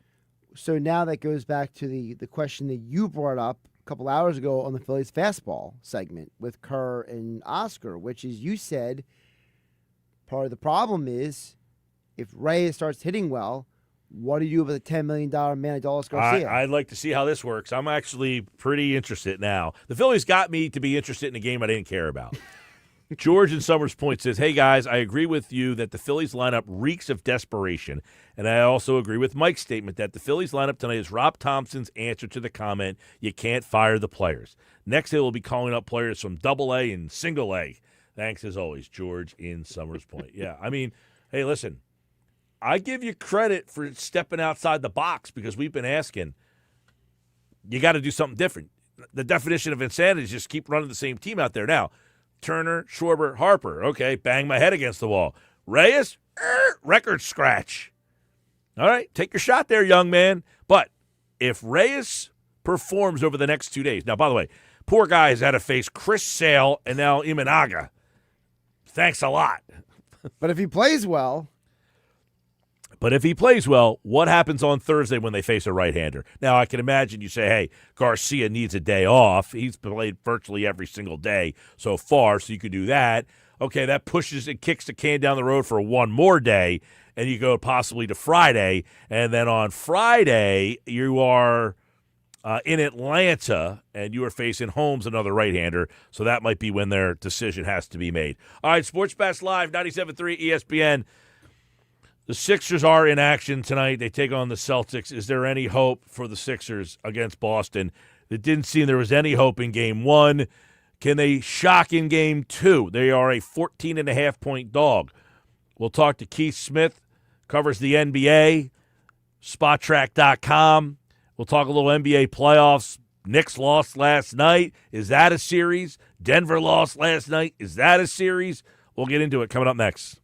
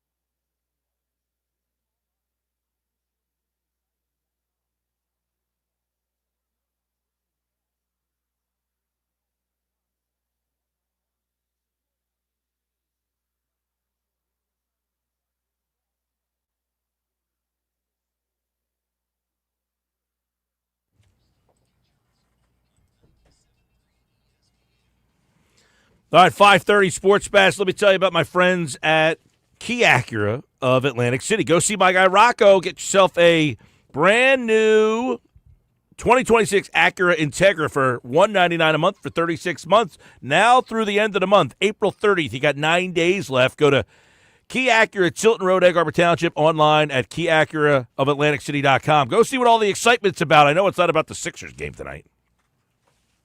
Sixers-Celtics, which seems to be the biggest mismatch so far in these playoffs, and that's saying something. There's been some blowouts.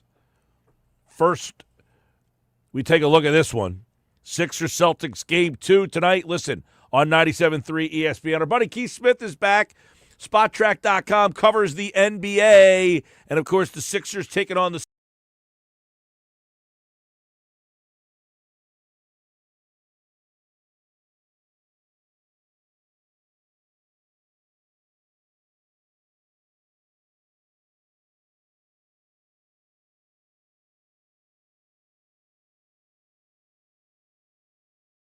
ton of times. Boston has got the better of them, but this might be the biggest gap between the two teams in these playoff matchups. Yeah, I think that's pretty accurate. I think this Boston team is primed and ready to make another finals run. In Philly, I think, without Joel Embiid, they're pretty far away. It's they did a good job to get the 7th seed. I have to wonder now with the Magic beating the Pistons if there's any thought in that locker room like, man, maybe we should have lost that game and got to Detroit. Now, you can't mess around in the play-in tournament. You're playing with fire if you lose intentionally, but it's just a really tough matchup for the Sixers. I believe the telling stat from game 1 was they took as many three-pointers as Boston made. If that's how the math's going to work out, they have no chance of winning it. Winning the series, never mind, maybe even winning a game. I was going to say, you just look at Philadelphia's talent. I mean, you got Max, you got Edgecombe, you got Paul George, Kelly Oubre. Do you see a path for them, or is this just where they're just, outclassed and overmatched? Yeah, I think there are ways they can make the Celtics have to work. If they played a lot faster, if they really were trying to get the ball up and down the floor, that is not how Boston wants to play at all. They were the slowest paced team in the entire NBA this season. So I think that could be a way to kind of get them uncomfortable, get them playing a little bit of a different way. I think, if the Celtics are going to go into these possessions where they're going to try to mismatch Hunt on Tyrese Maxey, just try to make it difficult, make them work deep into the shot clock. A handful of times they're able to do that.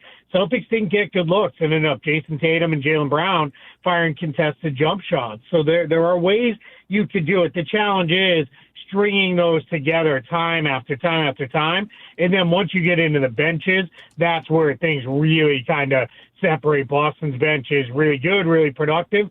Philadelphia's bench is less so.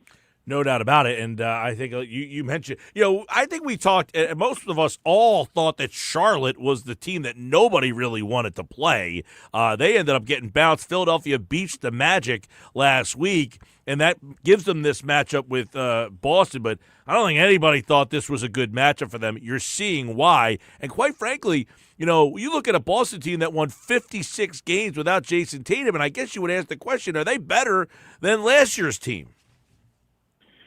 Yeah, I think this team in some ways is better. That team's weird because there's no Holiday, no Horford, no Cornette, no Porzingis.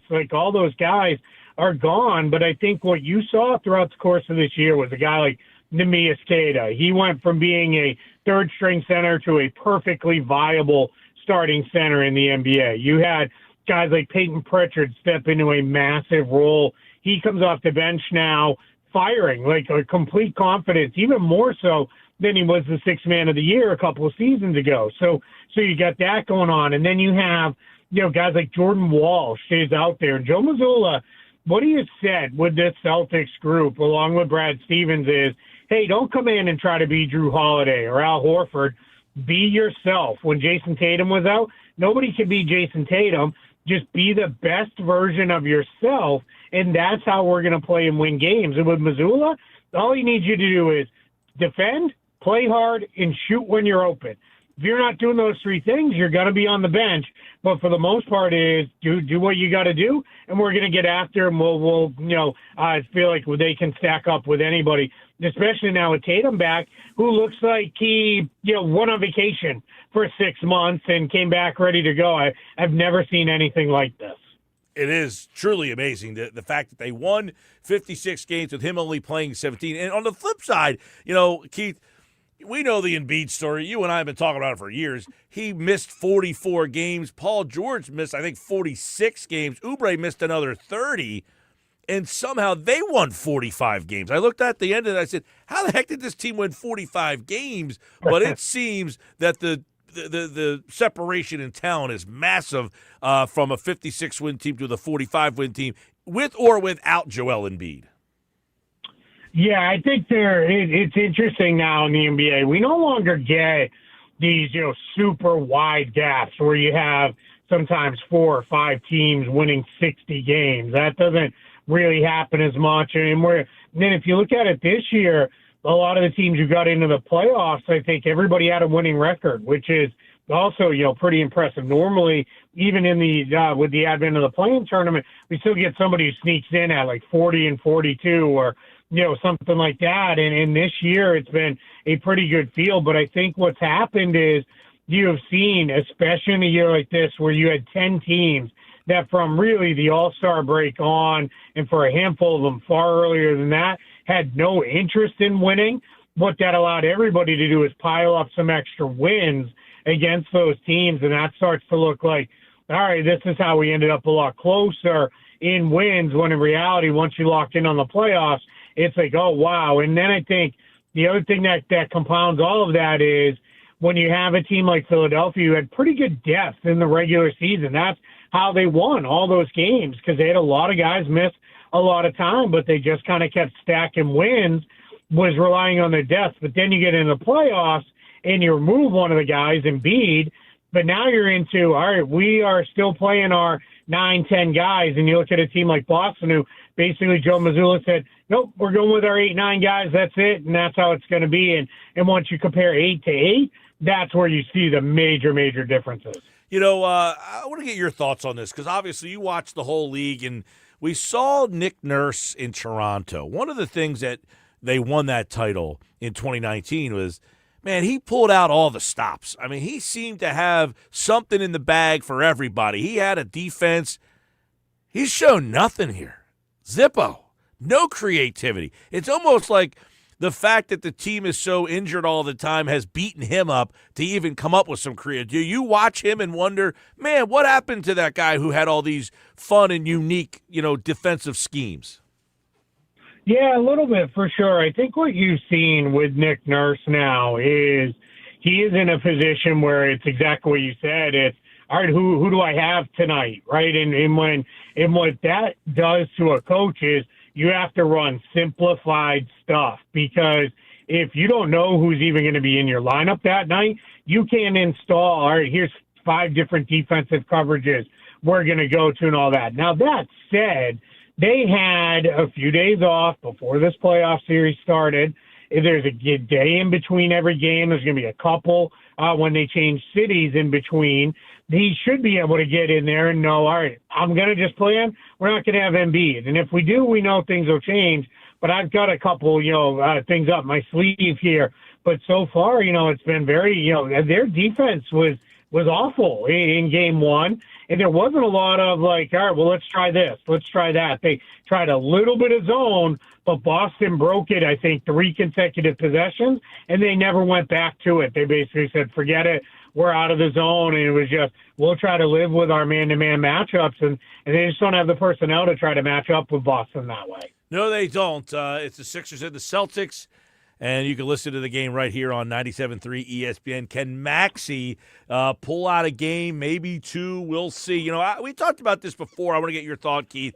Maxey had a good playoff series against the Knicks 2 years ago. He's had some big moments. He is, in the conversation for like third-team All-NBA, I would guess. If he doesn't get there, I mean, he's in the conversation.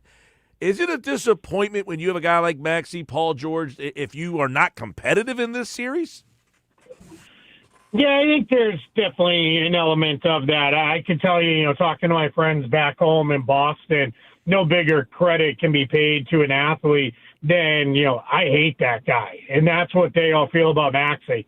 And it's not that they actually hate him, it's sports hate, right? It's like, and it's really driven out of fear because he's really, really good. And for the Celtics, they have no good matchup for him. Derek White is better on bigger guards. He's not great with the really speedy, fast guys like Maxey is. And then what you're seeing with the Celtics is since he's come back, I think it's Derek Bodner has been all over this. But since he's come back from the injury, his pull-up jump shot has just been awful. Then what you saw Boston do was, all right, you know what? We can't match you with foot speed at all, especially if you're getting one of our bigs on you. So we're just going to drop, and you're either going to drive all the way in to the teeth of the defense. That worked some because they got the bigs in foul trouble. But the other things were if you want to shoot pull-up jumpers, go ahead and shoot them. And once you prove you can make them, then we'll come out, we'll adjust, we'll change it up. But yeah, they need him to get going. And Paul George, I think, at this point, I hear a lot of people saying, hey, we gave this guy a max contract. We need more out of him. You got to just let it go. It is what it is with that. He's not that player anymore. And I remember saying, this contract could go sideways if he can't stay healthy and he, continues to slide and drop off. And that's unfortunately what we've kind of seen happen here.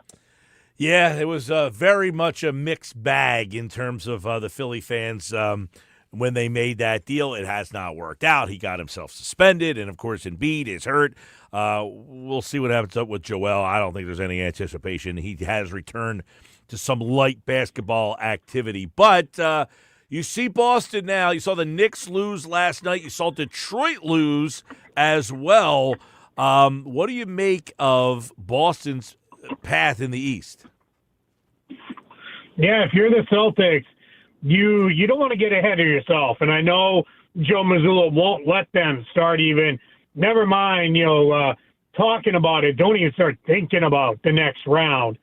But in the back of your mind, there has to be some thought of, all right, well, Knicks is going to go at least 5. It may go longer than that. Pistons going to go at least 5, maybe longer than that. Let's take care of business because in the playoffs, there's nothing better than sitting home, putting your feet up and watching everybody else go out there and beat each other up in these long, physical, difficult series. So I think there's going to be some motivation to, all right, hey, let's try to, get this thing going. Not necessarily like in a, we got to sweep them kind of way, but just, let's really stay locked in. Let's play like we did in game 1. Lock in. Philly's going to be better simply because they'll shoot the ball better. They missed a lot of open jump shots. That'll start to come back around, but you're going to see, I think, the Celtics try to put a little bit of pressure on. Let's make this thing happen so that we can, get this series wrapped up because you're absolutely right. I mean, the Knicks, we'll see. The Knicks are a weird team. They look like they could win the title one day. Then the next day they look like they're going to get bounced in the first round. Pistons, I think that was, that's an interesting matchup because that's going to be the Magic want to play is a lot like the Pistons, extremely physical. They want to beat them up. Detroit's got some stuff they got to answer here in game 2. If they can, I think they'll figure it out and they'll be fine. But definitely, those series have already extended. It's going to be interesting to see what goes on in that Knicks-Hawks series the rest of the way. It felt like, much like when Trae Young used to be in Atlanta, teams would target him. It felt like Brunson was getting targeted a whole heck of a lot in that game late, and his defense really let them down and allowed Atlanta really to pull that one out. Yeah, 100%. That's been my issue with the Knicks whenever everybody's like, oh, they're a title contender is – They're two guys at the polls. Karl-Anthony Towns and Jalen Brunson are awful defenders. So if you look at a team like Boston, they'll go to Derek White and Neemias Queta pick and rolls against that and just say, all right, hey, if it's Queta and White have the big scoring game, so be it. They're going to have the big scoring game. Or what they'll do with Tatum or Brown is they'll just cycle through the matchups until they get one of them, and then they'll go and attack. And that's always been the difficult thing for the Knicks. I'm curious to see now going forward in this series and if they advance, if Mike Brown goes to more of Mitchell Robinson and Karl-Anthony Towns together. Because when you have Robinson in the game, at least, if he's back by the basket, he can clean up. for those two guys, it kind of make life a little bit better. So we're going to see. But yeah, it's that's going to be a challenge for them. It's a challenge against the Hawks. It's only going to get worse against Boston or Cleveland or even Detroit. Or if they advance to the finals, good luck against San Antonio, Oklahoma City, or Denver. Yeah, I don't know. I mean, right now, Cleveland, obviously 2 impressive wins for them. They're up 2-0. We'll see if they can kind of – because they might be the team that everybody's kind of forgotten about. They had the big regular season last year and kind of faltered in the playoffs. Maybe this is a team that no one's kind of focused on, and they're the challenger. Yeah, maybe. We've been waiting on it for a couple years now with the Cavs to – let's take that next step, and it hasn't happened yet. So I think we're in a position with Cleveland of, all right, we all love the talent. I think they really, this year, they said, all right, you know what, we're not going to try to win every single regular season game. That's gotten us nowhere in the past. Let's kind of keep this thing a little bit more of be ready for the playoffs. And then I think they even looked in the year and said, all right, Darius Garland's not going to get it done because all the things we just talked about with Jalen Brunson, those exist with Darius Garland. So not that James Harden's a great defender, but because he's big and he's strong, you can put him on different guys. So let's see. So far, so good against the Raptors. But the Cavs are going to be that team that the minute they lose a game in a series, everybody's going to go, oh, no, is this it going south again? Because that's what's happened the last couple of years. All right, Keith Smith, Sixers and Celtics. Usually we have a good spirited conversation. You're seeing if the Sixers can kind of pull something off. Man, there is no belief here in Philly that the Sixers are going to even take a game in this series. Everybody's feeling a sweep, but we'll see if they can maybe get off the mat after a awful performance in game number 1. Keith, always appreciate it, man. The only thing I'll say on that, Mike, is the Sixers could be up 100 in Game 4 of the finals with a 3-0 lead, and Philly fans would still be like, it's all going to fall apart on us. I know how that one goes. You're probably right about that, but, man, they haven't got out of the second round in 25 years to even see what that would feel like, but you're probably right. I always appreciate you, man. Thanks for having me. I appreciate it. As always, that Keith Smith NBA, everybody. I could definitely, listen, I am into the basketball playoffs, by the way. I've been into a lot of these games, but I am just not, get me to Wednesday. I want to see the Flyers and Pens, and, I'm a hoops guy, but I can't get into this series at all. I mean, maybe they can turn me around tonight. I don't know, even if the Sixers win tonight. Anybody care? Game 3 would be Friday night. So you get 2 days off.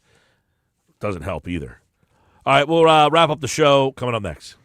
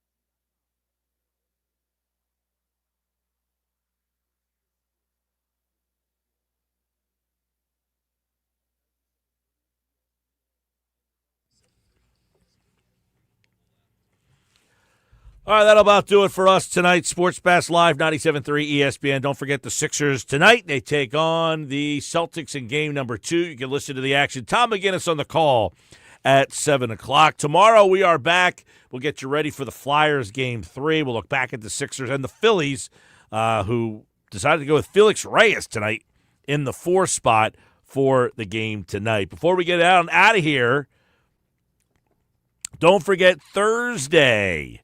We will be live at the Balcony Bar. If you are a qualifier, you must be present to win on Thursday at the Balcony Bar to win the Eagles Club Box tickets or any of the other prizes like the overnight stay, concert tickets, comedy show. So don't forget, Thursday, live at Ocean Casino's Balcony Bar.